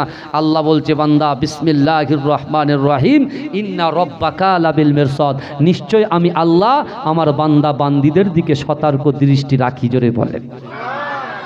দেখলো কে বাবাজি? কে দেখলো? আল্লাহ দেখলো। এই হিসাব হবে কি হবে না? হ্যাঁ, দুনিয়ায় হয়তো ধরা পড়ছি না বলে হিসাব নাই, কিন্তু আল্লাহর কাছে সব হিসেব পেয়ে যাব, সব হিসেব হবে। কিন্তু আমার বাবাজিরা নবী ইসমাঈল আলাইহিস সালাতু ওয়াস সালামকে জিজ্ঞাসা করলেন যে এখানে আমরা কি বসবাস করতে পারি? নবী ইসমাঈল আলাইহিস সালাতু নিজে মাতব্বরি করলেন না যে দাঁড়ান, হ্যাঁ আপনারা বসে যান। তিনি তার মাকে কি করলেন? রেসপেক্ট করলেন, সম্মান করলেন, ইজ্জত দিলেন। জোরে বলুন না সুবহানাল্লাহ। এখান থেকেও কিন্তু আমাদের শিক্ষা নেওয়ার আছে না? এই কথা বলেন। তিনি বলছেন দাঁড়ান, আমার আম্মু আছে, আব্বু তো নেই, আছেন কে? আব্বু আছে, আল্লাহর দিন প্রচার করছেন, আর আম্মু আছে, আমাকে লালন পালন করছেন। হ্যাঁ, আম্মুর কাছে গিয়ে বললেন আম্মু এরকম কিছু কাফেলা এসেছে, তো ওদের বসবাসের জন্য ওরা অনুমতি চাইছে। আম্মা জান কি করলেন? অনুমতি দিয়ে দিলেন। জোরে বলুন। ভাইজান দেখবেন একটা মানুষ, যারা কিছু মনে করবেন না, যারা গরিব থেকে তিল তিল তিল তিল করে অনেকটা বড় হয়েছে, তাদের ভিতরে একটু অহংকার অহমিকা খুব কম থাকে। আর যারা কিছু নাচে অনেকটা যদি পেয়ে যায় না, তারা মানুষকে ডোন্ট কেয়ারই করে না। বুঝতে পারছেন না? আপনি বন্ধু একসঙ্গে 1 2 3 4 প্রাইমারি স্কুলে কাটিয়েছেন, হ্যাঁ আপনার স্কুলে আপনি 5 6 7 8 9 10 11 12 পর্যন্ত কাটিয়েছেন, কলেজে একসঙ্গে বসে ক্যান্টিনে খেয়েছেন। হ্যাঁ, আপনি আপনার মেধা শক্তি ভালো ছিল, হ্যাঁ, কিন্তু আপনার বাপের অর্থ ছিল না। আর আপনার বন্ধুর মেধা শক্তি খারাপ ছিল, যে আপনার সাপোর্ট পেয়ে সে অনেক বড় জায়গায় গিয়েছে, কিন্তু তার বাপের অর্থনৈতিক পরিকাঠামো ভালো ছিল, কিন্তু এখন সে বড় জায়গায় পৌঁছে গেছে আর আপনি নিচে জায়গায় আছেন। তাকে যখন বলছে ভাই ভালো আছিস, বলে তুই করে কথা বলছিস কেন? তুমি বলবি, তুমি বললে বলে আপনি বলবি। আল্লাহ এগুলো দেখেন না? এই কথা বলেন না, আল্লাহ দেখেন না? আমরা মানুষের সঙ্গে মানুষের সৎ ব্যবহারটা করতে শিখতে হবে ভাইজান, এটা রাসূলুল্লাহর আদর্শ।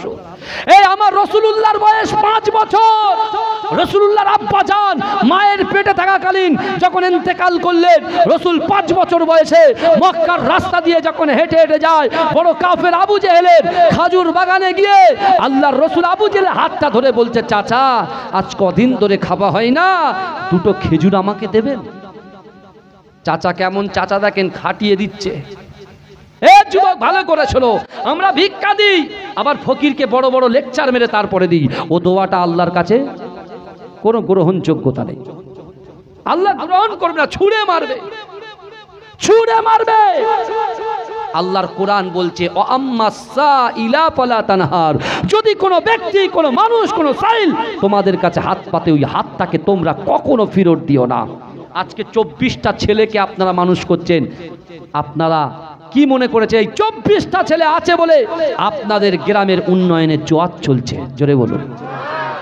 এই 24টা ছেলে যদি সত্যিকারের হাফেজ আপনারা বানাতে পারেন, আপনাদের কষ্টের টাকা দিয়ে, মেহনতের টাকা দিয়ে, চাষাবাদের টাকা দিয়ে, আমার যুবকরা বাইরে বাইরে কাজ করে এনে যদি এই 24টা ছেলেকে যদি আপনি তৈরি করে দিতে পারেন, এরা যদি মোকাম্মাল হাফেজ তৈরি হয়, এই বুঝতে পেরেছেন? এরা কি করবে কাল কিয়ামতের মাঠে? হুকুকুল্লাহ, হুকুকুল ইবাদ, আল্লাহর হক, বান্দার হক পঙ্খানুপঙ্খভাবে যদি পালন করে, হিতটাকে যদি কন্ট্রোল করে সুন্দর করে রেখে যেতে পারে, তাহলে আপনাদের গ্রাম থেকে 10 জন করে মানুষকে জান্নাতে প্রবেশ করাবে। জোরে বলেন, এই জোরে বলবেন না?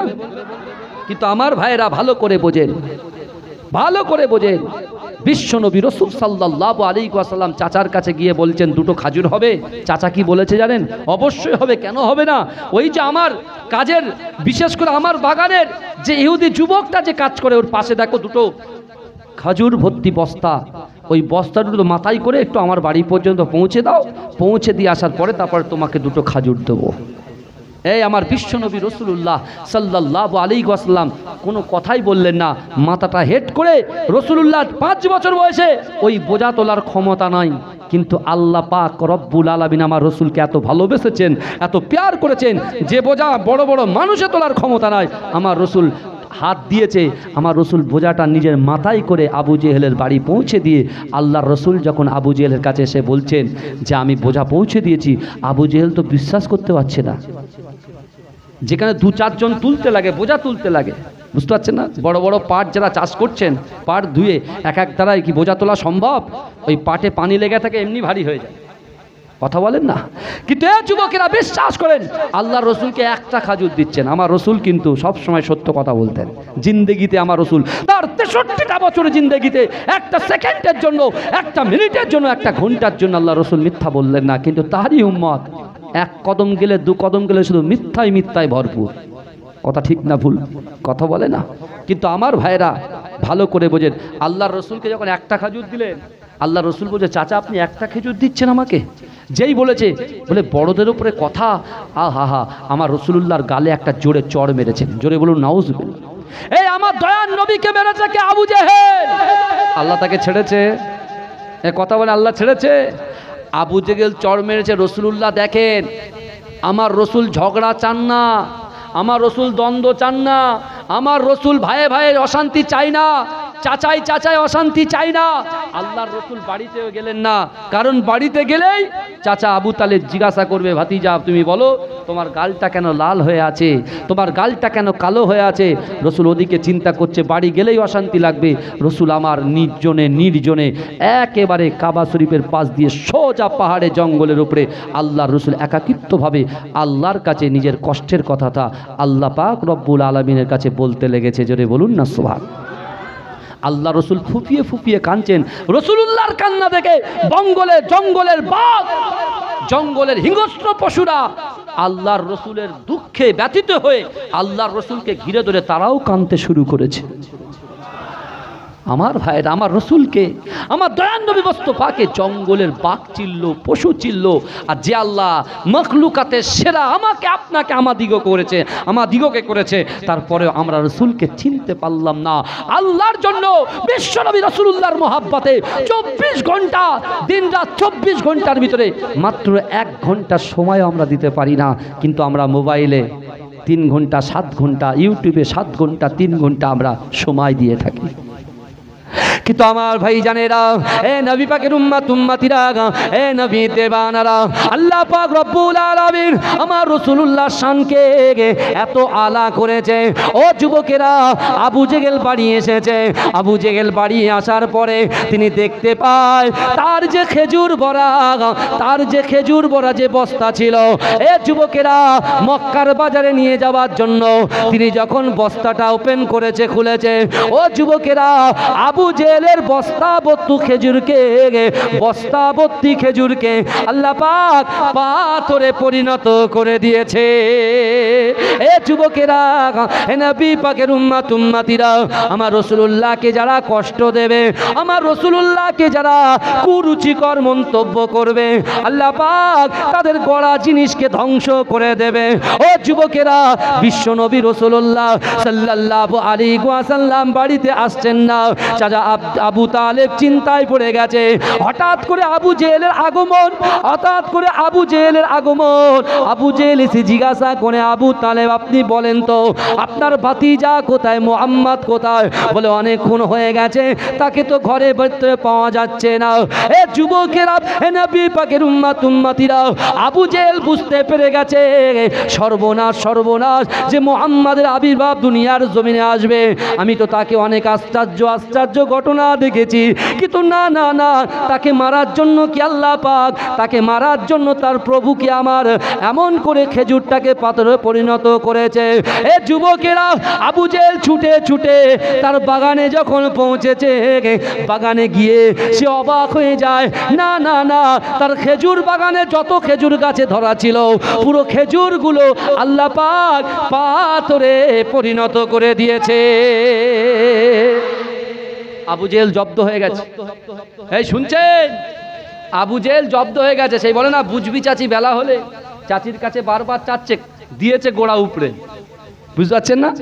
চাচি মনে করছে খুব হচ্ছে, তা চাচিকে যখন বলে আছে চাচি বুঝবি চাচি বেলা হলে, চাচি রান্না পাকায় আর বলে বুঝবি চাচি বেলা হলে, যত দিন যাচ্ছে দেখছে পুঁইশাকের চারা আর কি সেই কি বলে ডাঁটার যে বড় বড় সুরগুলো আস্তে আস্তে শুকিয়ে যাচ্ছে, বুঝতে পারছে না? আবু জেহেল বুঝতে পেরেছে, আবু জেহেল পেতুরান আবু তালেবের কাছে এসে বলছে তোমার ভাতিজা কোথায়, শিগগিরই খোঁজ নাও, দিনকাল খারাপ, দিনকাল খারাপ। তারা কি আবু জেহেল বিশ্বনবী আসলে নুকিয়ে নুকিয়ে ক্ষমা চাবেও, নুকিয়ে নুকিয়ে রাসূলুল্লাহর কাছে ক্ষমা চাবে, যা হওয়ার হয়ে গেছে তুই বাঁচা। যেরকম ফেরাউন বারবার নবী মুসা আলাইহিস সালাতু ওয়াস সালাম, এই নবী মুসা আলাইহিস সালাতু ওয়াস সালামের যখন বিরোধিতা করেছিল, ইবলিস শয়তান এসে ফেরাউনকে বলছে ফেরাউন তুই জানিস, তুমি জানো আল্লাহর একটা নাম রহমান, একটা নাম রহিম। কে বলছে? ইবলিস শয়তান বলছে আল্লাহর একটা নাম রহমান, একটা নাম রহিম। তুমি জানো আল্লাহ তার বান্দাকে কতটা ভালোবাসে? তুমি কি জানো? ফেরাউন বলছে আল্লাহ কি আমার কথা শোনে? আমি তো খোদা দাবি করেছি, ডাইরেক্ট শিরিক করে বসেছি। বলে যাও যাও যাও, গভীর জঙ্গলে চলে যাও, গিয়ে বলো আল্লাহ আমি হচ্ছি কি নকল আর আপনি হচ্ছেন আসল, আল্লাহ আপনি আমাকে ক্ষমা করে দেন, আল্লাহ আপনি ক্ষমা করে দেন। কারণ কি? ফেরাউনের কাছে পুরো চাষি ভাইরা এসে বলছেন আপনি তো বলছেন খোদা, তাহলে যেখানে খরা হয়েছে পানির ব্যবস্থা করে দেন, পানির ব্যবস্থা করে দেন। এখন ফেরাউন চিন্তা করছে তা আমি তো ভণ্ড খোদা, আমি তো ভণ্ড, আমার দ্বারাই তো কিছু হবে না, আমি তো একজন মানুষ, যে আল্লাহ আমাকে সৃষ্টি করেছে, আমি পানি পাবো কোথায়? এ কথা বলেন না, পাবো কোথায়? তখন তিনি চিন্তায় পড়ে গেছেন, সিংহাসনে বসে আছেন, ইবলিস শয়তান এসে বুদ্ধি দিচ্ছেন যে আল্লাহর কাছে চা, আল্লাহ ছাড়া কেউ দিতে পারবে না, কারুর ক্ষমতা, তোমার বাপের বাপ আসলেও পারবে না, আল্লাহই পারবে। তা তিনি ফর্মুলা বলে দিলেন, যাও গভীর জঙ্গলে চলে যাও, আল্লাহর কাছে গিয়ে খুব কি বলো, নিজের কুলুষিত মুক্ত অন্তর নিয়ে তুমি আল্লাহর কাছে মাথাটা ঝুঁকিয়ে দিয়ে আল্লাহর কাছে বলো। তা ইবলিস শয়তানের কথা শুনে ফেরাউন গিয়েছে, ফেরাউন গিয়ে আল্লাহকে বলছে আল্লাহ আপনি আমাকে ক্ষমা করে দেন, আল্লাহ বৃষ্টি বর্ষণ করেন। তা আল্লাহ কি করেছে? আল্লাহ কত দয়াময়, আহা, আল্লাহ কি করলেন? ফেরাউনের ক্ষমা করে দিলেন, দিয়ে আল্লাহ বৃষ্টি বর্ষণ করে দিলেন। জোরে বলেন, জোরে বলবেন না? বৃষ্টি বর্ষণ করেছেন। এবার এসে আবার সে আগের মতো হয়ে গেছে, বুঝতে পারছেন? এসেই একদম দেখেছিস, এই দেখেছিস তো আমার পাওয়ার কতটা, বুঝতে পারছেন না? অথচ অন্যজন করে দিয়েছে, আল্লাহ করে দিয়েছে। হ্যাঁ, এসে খুব পাওয়ার দেখাচ্ছে নিজে। আল্লাহ বলছে দাঁড়া, আমার সাথে বাদ পারি? হ্যাঁ, আল্লাহ এত পানি দিচ্ছে, সে যারা ফসলের পানি চাইছিল সে ফসল ওভার হয়ে গেছে, ওভারফ্লো হয়ে যাচ্ছে পানি চারিদিকে। এই কি হবে? সর্বনাশ সর্বনাশ সর্বনাশ, বন্যা পরিস্থিতি তৈরি হয়ে যাচ্ছে। তখন কি হবে? চলো আবার ফেরাউনের কাছে চলো। ফেরাউন বলে একবার তো কাজ করে নিয়েছি, এবারে কি করে করব? হ্যাঁ, আল্লাহ তো অন্তর্যামী, সব তো জানে, কি হবে? আবার সেই ইবলিস শয়তান এসে ফের যাও, আল্লাহ দেখবে যে আল্লাহ বৃষ্টি বর্ষণ করেছেন, সে আল্লাহ আবার বৃষ্টি বর্ষণ বন্ধ করে দেবেন। হ্যাঁ, ফেরাউন গিয়ে বলে আল্লাহ তাও ক্ষমা করলেন, কিন্তু আল্লাহ এক জায়গায় ক্ষমা করলেন না। কোথায় ক্ষমা করলেন না? যখন মুসা আলাইহিস সালাতু নীল নদ পার হচ্ছেন, মিডলে গিয়ে হাবুডুবু খাচ্ছেন, ফেরাউন তখন বলছে আল্লাহ এবার আমি ক্ষমা চাই, এবার আমি ক্ষমা চাই। হ্যাঁ, আল্লাহ বলছে তুমি যতই ক্ষমা চাও, তোমার জন্য আমি আল্লাহ তওবার দরজাটাকে বন্ধ করে দিয়েছি। কিন্তু আমার ভাইজানেরা, এ নবী পাকের উম্মত উম্মতিরা, এ নবী দেওয়ানারা, বিশ্ব নবী রাসূলুল্লাহ সাল্লাল্লাহু আলাইহি ওয়াসাল্লাম পিঠে পাথর বেঁধে বসে আছেন, আল্লাহ সহ্য করতে পারলেন না। ও যুবকেরা, আল্লাহ পাক রব্বুল আলামিন, নবী আল্লাহ পাক রব্বুল আলামিন ফেরেশতাকে পাঠালেন, ও জিবরাইল যাও যাও যাও, আমি আল্লাহ পাক রব্বুল আলামিন আমার রাসূলুল্লাহর কষ্ট সহ্য করতে পারি না। ও জিবরাইল চলে যাও চলে যাও, যাকে সৃষ্টি না করলে আমি আল্লাহ কিছুই সৃষ্টি করতাম না, আসমান জমি নদ নদী আমি আল্লাহ কিছুই সৃষ্টি করতাম না, সেই নবী আমার পেটে পাথর বেঁধে আছে। ও যাও যাও, ও আমার ফেরেশতা তুমি চলে যাও, আমি আল্লাহ পাক রব্বুল আলামিন আমার হাবিবুল্লাহর কাছে দুটো অপশন দিয়ে পাঠাবো। ও জিবরাইল তুমি যাও, দুটো অপশন দিয়ে তোমাকে পাঠাবো, ওই দুটো অপশনের ভিতরে আমার রাসূলুল্লাহ তোমার অপশন শুনে আমি আল্লাহ পাক তোমাকে যে অপশনটা দেব, সেই অপশনটা যখন আমার রাসূলুল্লাহ শুনবে, আমার রাসূলুল্লাহ ওই দুটো বিষয়টার মধ্যে যে বিষয়টাকে অ্যাকসেপ্ট করবে, আমি আল্লাহ পাক সেটাকে কবুল করে নেব। এজন্য বলেন আল্লাহ জিব্রাইল ফেরেশতা, যিনি ওহীবাহক ফেরেশতা ছিলেন, তাকে দিয়ে দুটো অপশন দিলেন। কি? আল্লাহ বলছেন, যাও জিব্রাইল আমার হাবিবুল্লাহকে গিয়ে বলো আমার রাসূলুল্লাহর চোখের পানি আমি সহ্য করতে পারি না। তা প্রথম অপশনটা হলো আমার হাবিবুল্লাহর জন্য আমি আল্লাহ পাক ওহদ পাহাড়কে সোনা বানিয়ে দেব। জোরে বলেন, ওহদ পাহাড়কে কি বানাবো বলেন? সোনা বানিয়ে দেবো, সোনা। না, আমার হাবিবুল্লাহ না খেতে পেয়ে পেটে পাথর বেঁধে আছে, আমি আল্লাহ সহ্য করতে পারছি না। আমার রাসূলুল্লাহ যখন বলবে সোনা বানাবো, আমি সোনা বানিয়ে দেবো, আমার রাসূল সেটাকে নিয়ে নিজের জীবন চালিয়ে দেবে। বুঝতে পারছেন? দ্বিতীয় অপশন কি? যে আমার হাবিবুল্লাহ রাসূল পাক তার উম্মতকে তিনি মহব্বত করেন, ভালোবাসেন।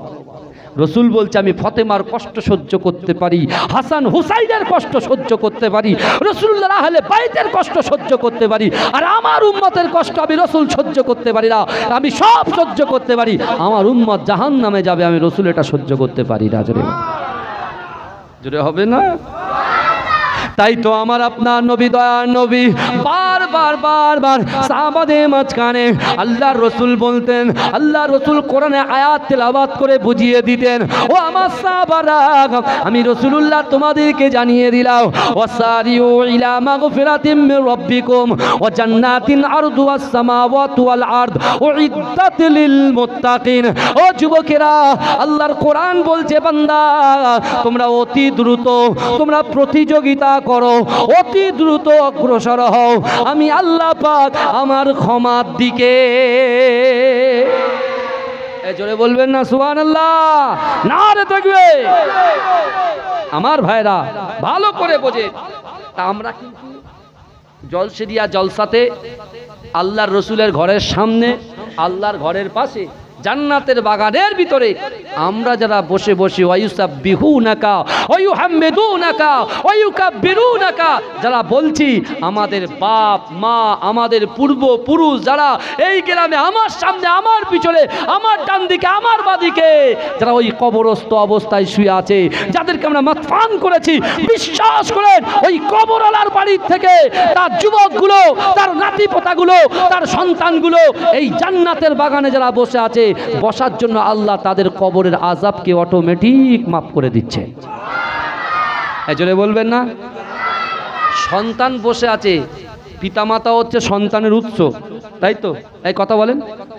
সন্তান বাপ মায়ের একটা হিস্সা, তাই তো? বাপ চলে গেছেন, সাদকায়ে জারিয়া কিন্তু রেখে গেছেন। আমি নামাজ পড়ছি, কোরআন তেলাওয়াত করছি, নামাজের মাসাল্লায় বসে আল্লাহর দরবারে দু হাত তুলে বাপ মায়ের জন্য যদি আমরা দোয়া করতে পারি, পবিত্র কোরআন সূরা নাস, সূরা ফালাক, সূরা ইখলাস, এমন করে সূরা মুলক, সূরা ইয়াসিন, সূরা রহমান, সূরা ওয়াকিয়া, এগুলো যদি পড়ে আপনি দোয়া চাইতে পারেন, আপনার পিতামাতার কবরটা আল্লাহ আলোকিত করে দেবে। জোরে বলুন। জোরে বলা যাবে না? আমরা ক্ষমার জায়গায় এসে বসে আছি। আমাদের আজকে দিনে আসাটা ঠিক, কিন্তু চলে যাওয়ার পরে কে কোথায় যাবে এটা বলা যাবে না। বুঝতে পেরেছেন না?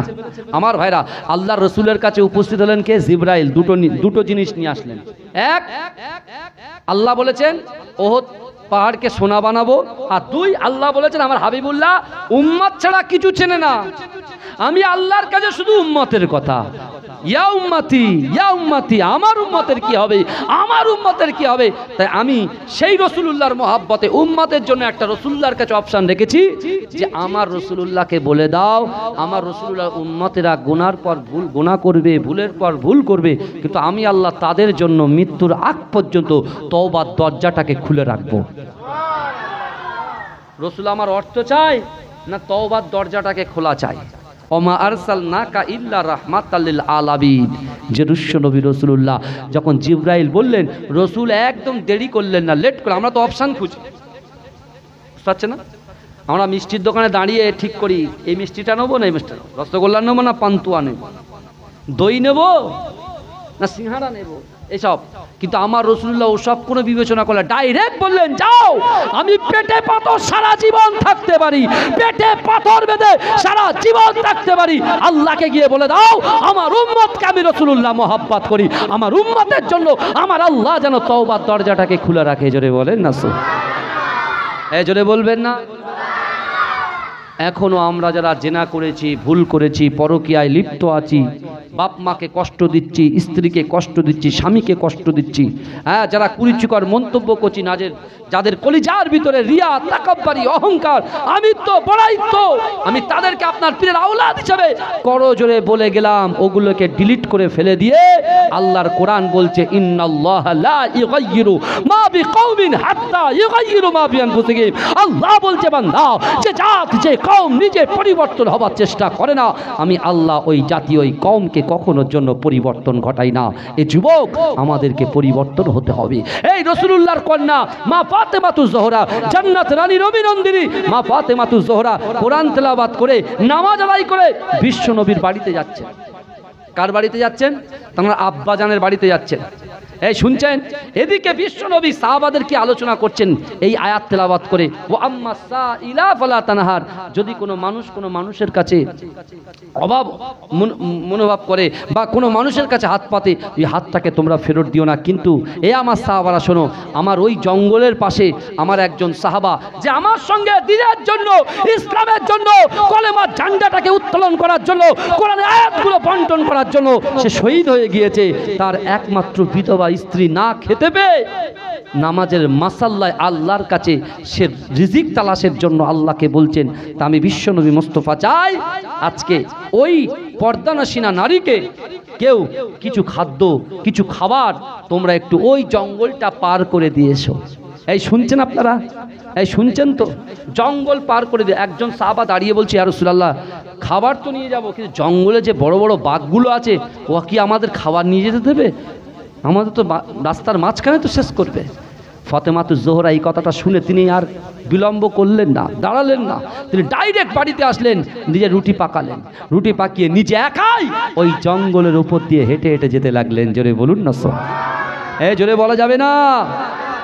নিজের হাসান হুসান ক্ষুধার্ত, কিন্তু বাইরের মানুষকে খাওয়া, বুকে অন্ন তুলে দেওয়ার জন্য, রাসূলুল্লাহ সুন্নাতকে জিন্দা করার জন্য মা ফাতেমা বাঘের ভয় করলেন না, জঙ্গলের হিংস্র পশুর ভয় করলেন না, তিনি সোজাসুজি চলতে লাগলেন। কারণ তিনি ভয় কেন করছে না? কারণ আছে। ভয় কেন করছে না? আমার ভাই জানেরা, এ নবী পাকের উম্মত উম্মতিরা, এ নবীর দেওয়ানারা, এ যুবকেরা, একটু ভালো করে বোঝার চেষ্টা করেন। কাবা বাইতুল্লাহ শরীফে আল্লাহ রাসূল সাল্লাল্লাহু আলাইহি ওয়াসাল্লাম যেদিন কোরআন তিলাওয়াত করেছিলেন, ও যুবকেরা, আল্লাহ রাসূলের কোরআন শুনে মুরব্বিদের ভিতর থেকে মুসলিম জানের প্রথম খলিফা হযরত আবু বকর সিদ্দিক রাদিয়াল্লাহু তাআলা আনহু আমার রাসূলুল্লাহর হাতে হাত দিয়ে কলেমা পড়ে মুসলমান হয়েছিলেন। এ যুবকেরা, আল্লাহ রসুলের কোরআন শুনে, আল্লাহ রসুলের কোরআনের মধুর বয়ান শুনে, এ যুবকেরা, যুবকদের ভিতর থেকে হযরত শেরে খোদা আলী রাদিয়াল্লাহু তাআলা আনহু আল্লাহ রসুলের হাতে হাত দিয়ে কলেমা পড়ে মুসলমান হয়েছিলেন। ও যুবকেরা, একটু ভালো করে বোঝার চেষ্টা করেন। যুবক শ্রেণীর ভিতর থেকে, শ্রমিকদের ভিতর থেকে আল্লাহর রসুলের পালক পুত্র হযরত জায়েদ রাদিয়াল্লাহু তাআলা আনহু আল্লাহর রাসূলের হাতে হাত দিয়ে কলেমা পড়ে মুসলমান হয়েছিল। এ যুবকেরা, সেই দিন আমার রাসূলুল্লাহ বলেছিল, এ আমার সাহাবারা শোনো শোনো, আমি রাসূলুল্লাহ তোমাদেরকে জানিয়ে দিয়ে গেলাম, না না না, আমার আনেওয়ালা উম্মত উম্মতিকে তোমরা জানিয়ে দেবে। আমি রাসূলুল্লাহ আজকে কোরআনের আয়াত থেকে 3টে আয়াত তেলাওয়াত করব, আর ওই 3টে আয়াতের ভিতরে 3টে আমল আছে। দুনিয়ার জমিনে আমার উম্মত উম্মতিদের দ্বারায়, নারীর দ্বারায়, পুরুষের দ্বারায়, যুবকের দ্বারায়, যুবতীর দ্বারায় তার জিন্দেগি জীবনে যেটা অসম্ভব, ওই অসম্ভব জিনিসগুলোকে আমার আল্লাহ পাক সম্ভব করে দেবে। এই জোরে বলেন না সুবহানাল্লাহ। রাসূলুল্লাহ বলছেন কাবা শরীফে, আর সেই কথা কার কাছে এসেছে? মা ফাতেমাতুজ জোহরা নিজে কানে নিয়েছেন। জোরে বলবেন না, জোরে চিৎকার দিয়ে হবে না। শোন, তকবীর দেবেন না? না রে তাকবীর, না রে তাকবীর। আল্লাহ রসুল বলেছিলেন 3টে আমল। কি? 1, ইয়া আইয়ুহাল্লাযীনা আমানুত্তাকুল্লাহ, হে আমার বিশ্বাসী ইমানদার বান্দারা, ওয়াত্তাকুল্লাহ, আমি আল্লাহ, আমাকে ভয় কর। আমরা জিনকে ভয় পাই, অনেকে বলে পেতনিকে ভয় পায়, বুঝতে পারছেন না? মানুষকে ভয় পাই, নেতাকে ভয় পাই, এমপিকে ভয় পাই, পিএমকে ভয় পায়। ভয় কাকে পায়? যে আল্লাহ সৃষ্টি যাদেরকে করেছে তাদেরকে পায়, কিন্তু যিনি সৃষ্টি করেছেন তাকে যদি ভয় করতাম তা আমার যুবকরা এই মসজিদে আর ফজরে এক কাতার থাকতো না, পুরো ফুল ফিল আপ হয়ে যেত।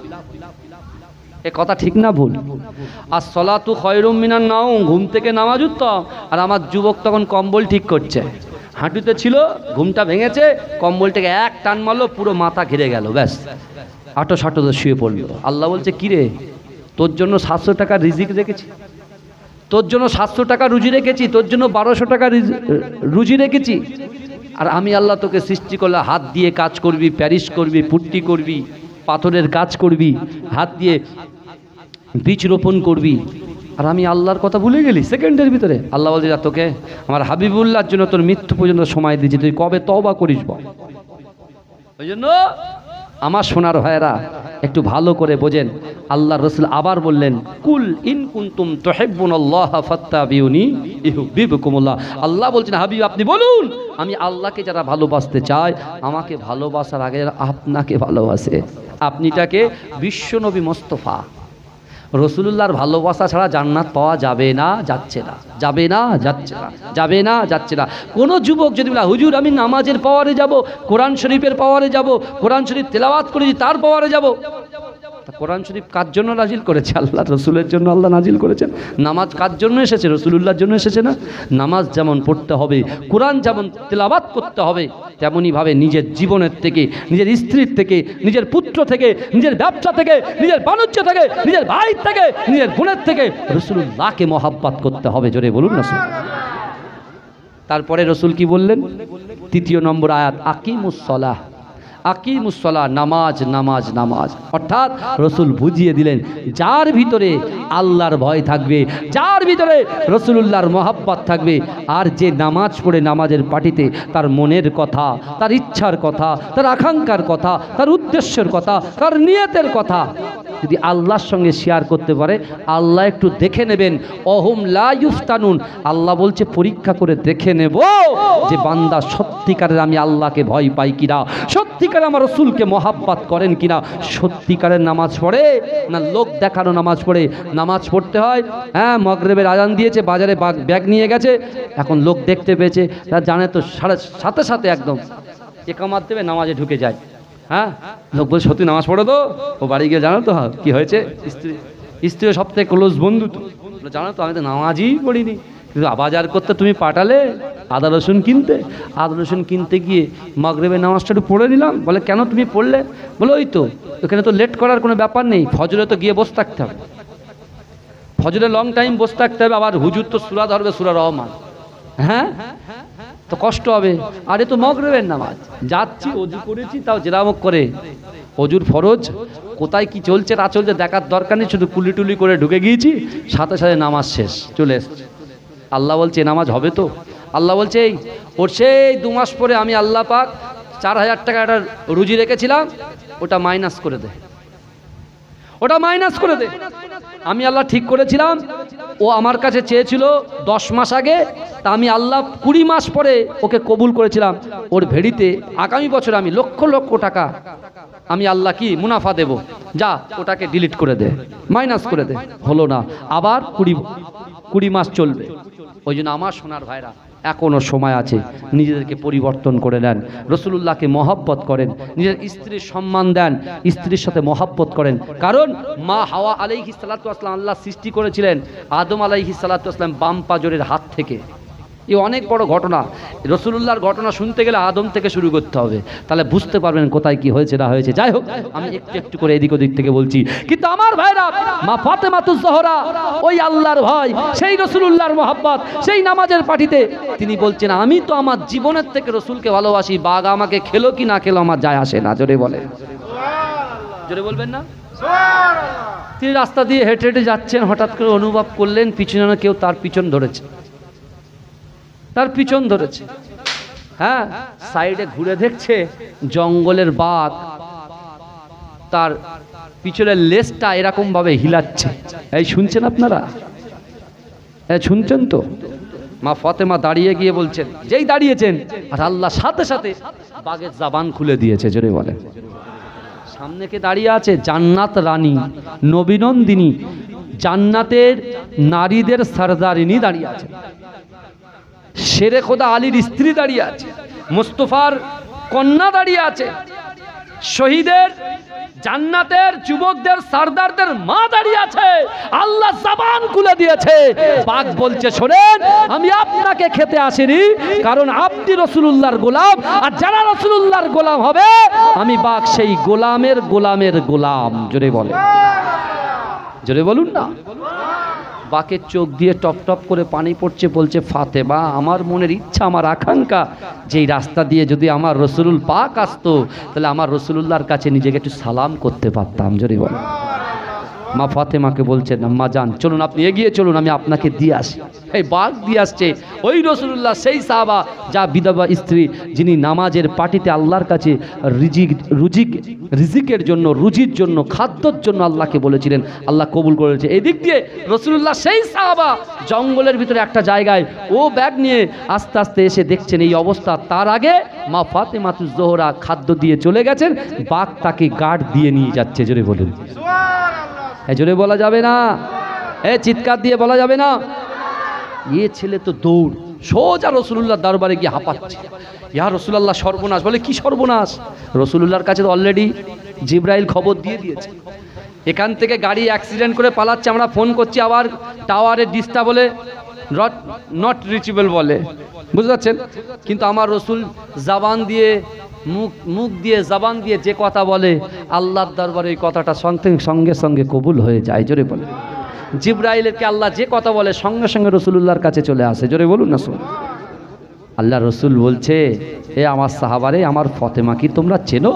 আমার ফতেমা হচ্ছে আল্লাহকে ভয় করনেওয়ালা, বিশ্বনবী মোহাম্মদকে নিজের জীবনের থেকে বেশি মহব্বত করনেওয়ালা। শুধু তাই নয়, আমার ফতেমা হচ্ছে নেককার একজন নারী। জোরে বলুন না সুবহান। জোরে বলবেন না আমার সোনার ভাইরা। তাই আমি আপনার পীরের আওলাদ বলে দিয়ে গেলাম, বিশ্বাস করুন এখনো সময় আছে। আল্লাহ কোরআনে বলছেন, ইয়া আইয়ুহাল্লাযীনা আমানু তুবু ইলাল্লাহি তাওবাতান নাসুহা।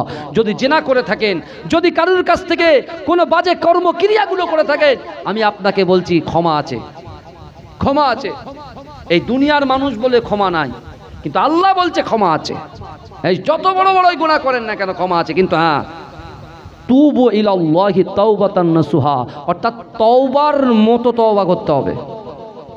এই শুনছেন, কাবা শরীফ তওয়াফ করতো জাহিলি যুগে, কাবা শরীফ তওয়াফ করতো উলঙ্গ হয়ে। এই শুনছেন, জামা কাপড় খুলে কাবা শরীফ তওয়াফ করে এসে জামা কাপড় পরে আল্লাহকে বলছে, আল্লাহ ক্ষমা করে দাও।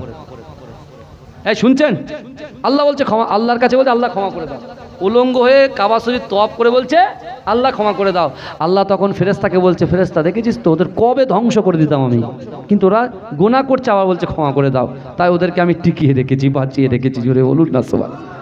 কিন্তু তুবু ইলাল্লাহি তাওবাতান নাসুহা, আমরা যদি সত্যিকারের তওবার মতো তওবা করতে পারি, ইনশাআল্লাহ আমাদের পিছনে গোপনে যে গুনাহ আমরা করেছি, সগীরা কবিরা গুনাহগুলোকে আল্লাহ ধুয়ে মুছে সাফ করে দেবে। বলুন না সুবহানাল্লাহ। ভাই, সেই রসুলুল্লাহর মহাব্বতে ভালোবাসে আগামী বছরে এই জলসার জন্য, আমার বেশি নয়, দেখি কতটা মহাব্বত করে রাকিবুল আজিজকে। আমার মহাব্বত ছাড়েন, রসুলুল্লাহকে কারা কারা ভালোবেসে, বেশি নয়, আমার 40টা ভাই, 40 জন যুবককে আছে। কারণ যুবকদেরকে আল্লাহ পছন্দ করেন, রসুল পছন্দ করেন, কারণ রসুল দিনের জন্য যুবকদেরকে বেশি সামনে দাঁড় করিয়েছেন। সেই 40 জন ব্যক্তি একটা করে 1000 টাকা একটু দিয়ে আপনার হাত তুলে বলেন, আপনার বাপের জন্য, মায়ের জন্য, ব্যবসা বাণিজ্যের জন্য আমি আল্লাহর দরবারে দোয়া চাইবো। তাড়াতাড়ি বলেন, আমার টাইম কিন্তু শেষ হয়ে গেছে, কিন্তু আমার ভাইরা একটু বলেন। 40 জন ভাই, আল্লাহুম্মা আমিন।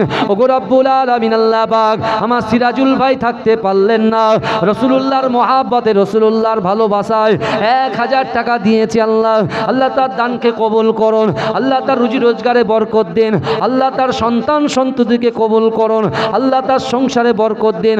ওগো রব্বুল আলামিন, তার বিপদ আবাদ দেবেন না, আল্লাহ তার মনের বাসনা, মনের আশা আকাঙ্ক্ষাকে আপনার রসুলুল্লাহর খাতিরে আপনার দরবারে এলাহিতে মঞ্জুর করে নিন, আমিন। তাড়াতাড়ি বলেন, কে আছেন আমার ভাইরা? তাড়াতাড়ি বলেন, তাড়াতাড়ি বলেন।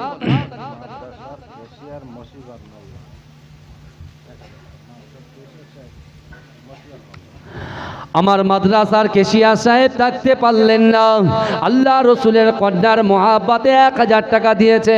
আল্লাহ তার দানকে কবুল করুন, আল্লাহ তার রুজি রোজগারে বরকত দিন, আল্লাহ পাক তার হায়াত দারাজ করে দিন। আল্লাহ ওগো রব্বুল আলামিন এ দানের ওসিলায় খাস করে মেহেরবানি করে এই গ্রাম থেকে আসমানি বালা আসমানে তুলে নিন, জমিনে বালা জমিনে দাফন করে দিন। আল্লাহ আমার সামনে পিছনে ডান দিকে বাদিকে আমার ভাইয়েরা, যুবকেরা, নারী পুরুষেরা, আল্লাহ আমিন আমিন করছি। আল্লাহ আল্লাহ তাদের দান, আল্লাহ তাদের ইচ্ছা, তাদের আকাঙ্ক্ষাগুলোকে আপনার দরবারে কবুল করে নিন, আমিন। একটু তাড়াতাড়ি বলেন বাবাজি। বহু পয়সা বহু দিকে যায়। 365 দিন, 1 বছর, 300 দিন পরে 1000 টাকা দেবেন, 300 দিন পর।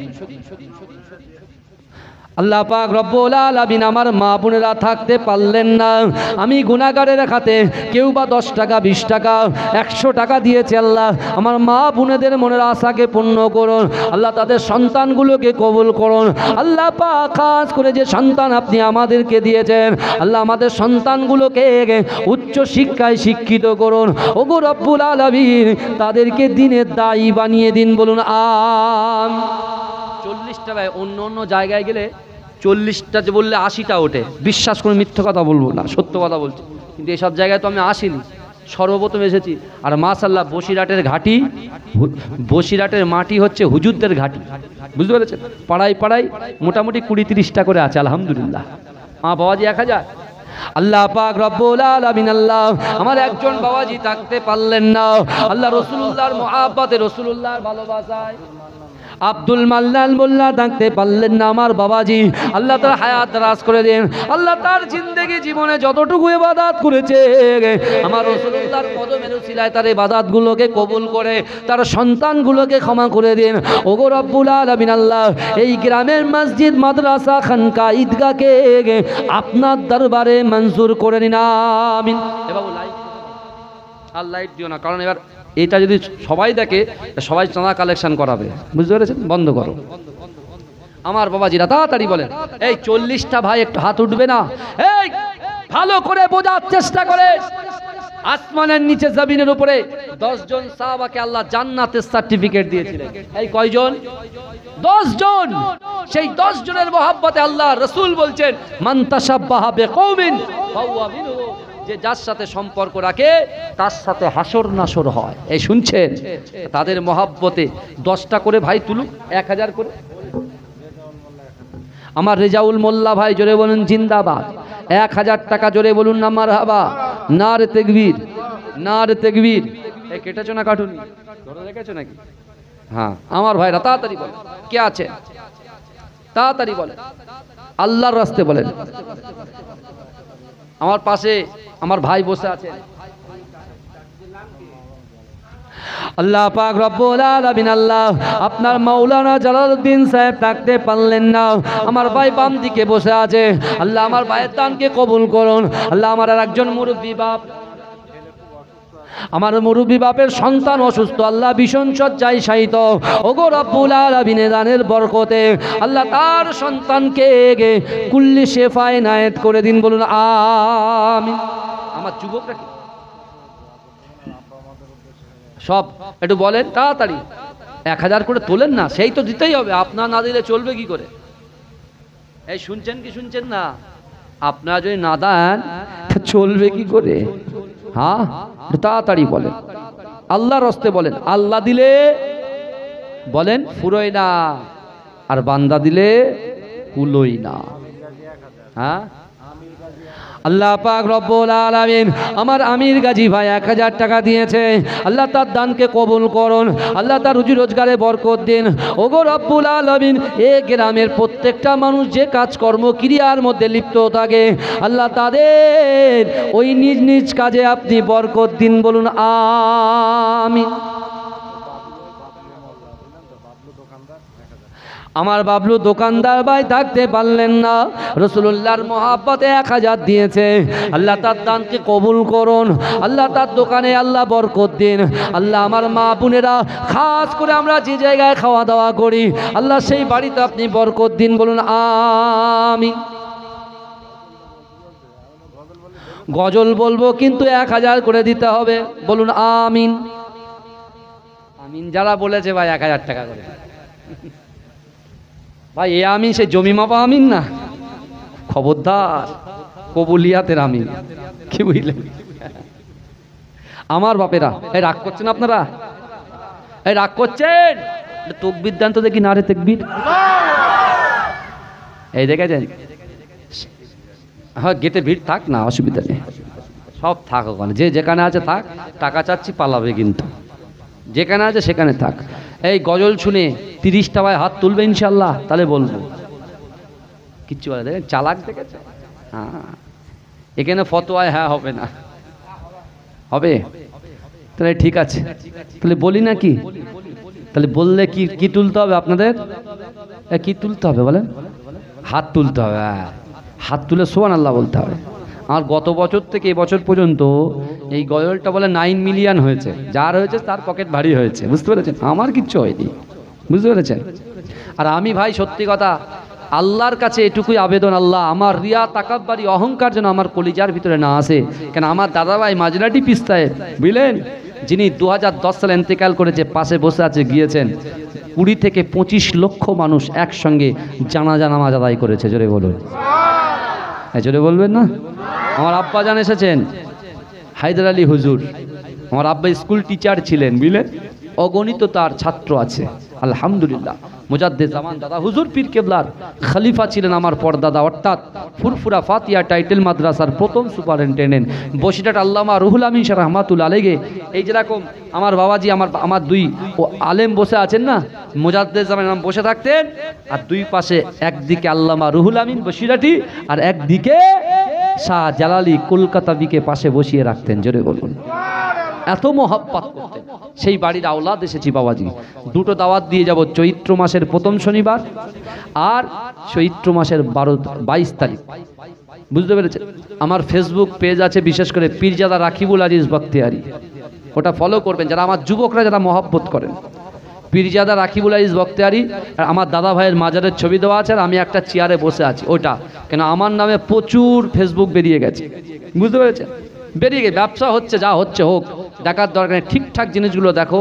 ইউটিউবার ভাইদেরকে বলবো যারা দাওয়াত করার জন্য আপনার কাছে ফোন নাম্বার চায়, আপনি তাদের সঙ্গে বাজে ব্যবহার করবেন না।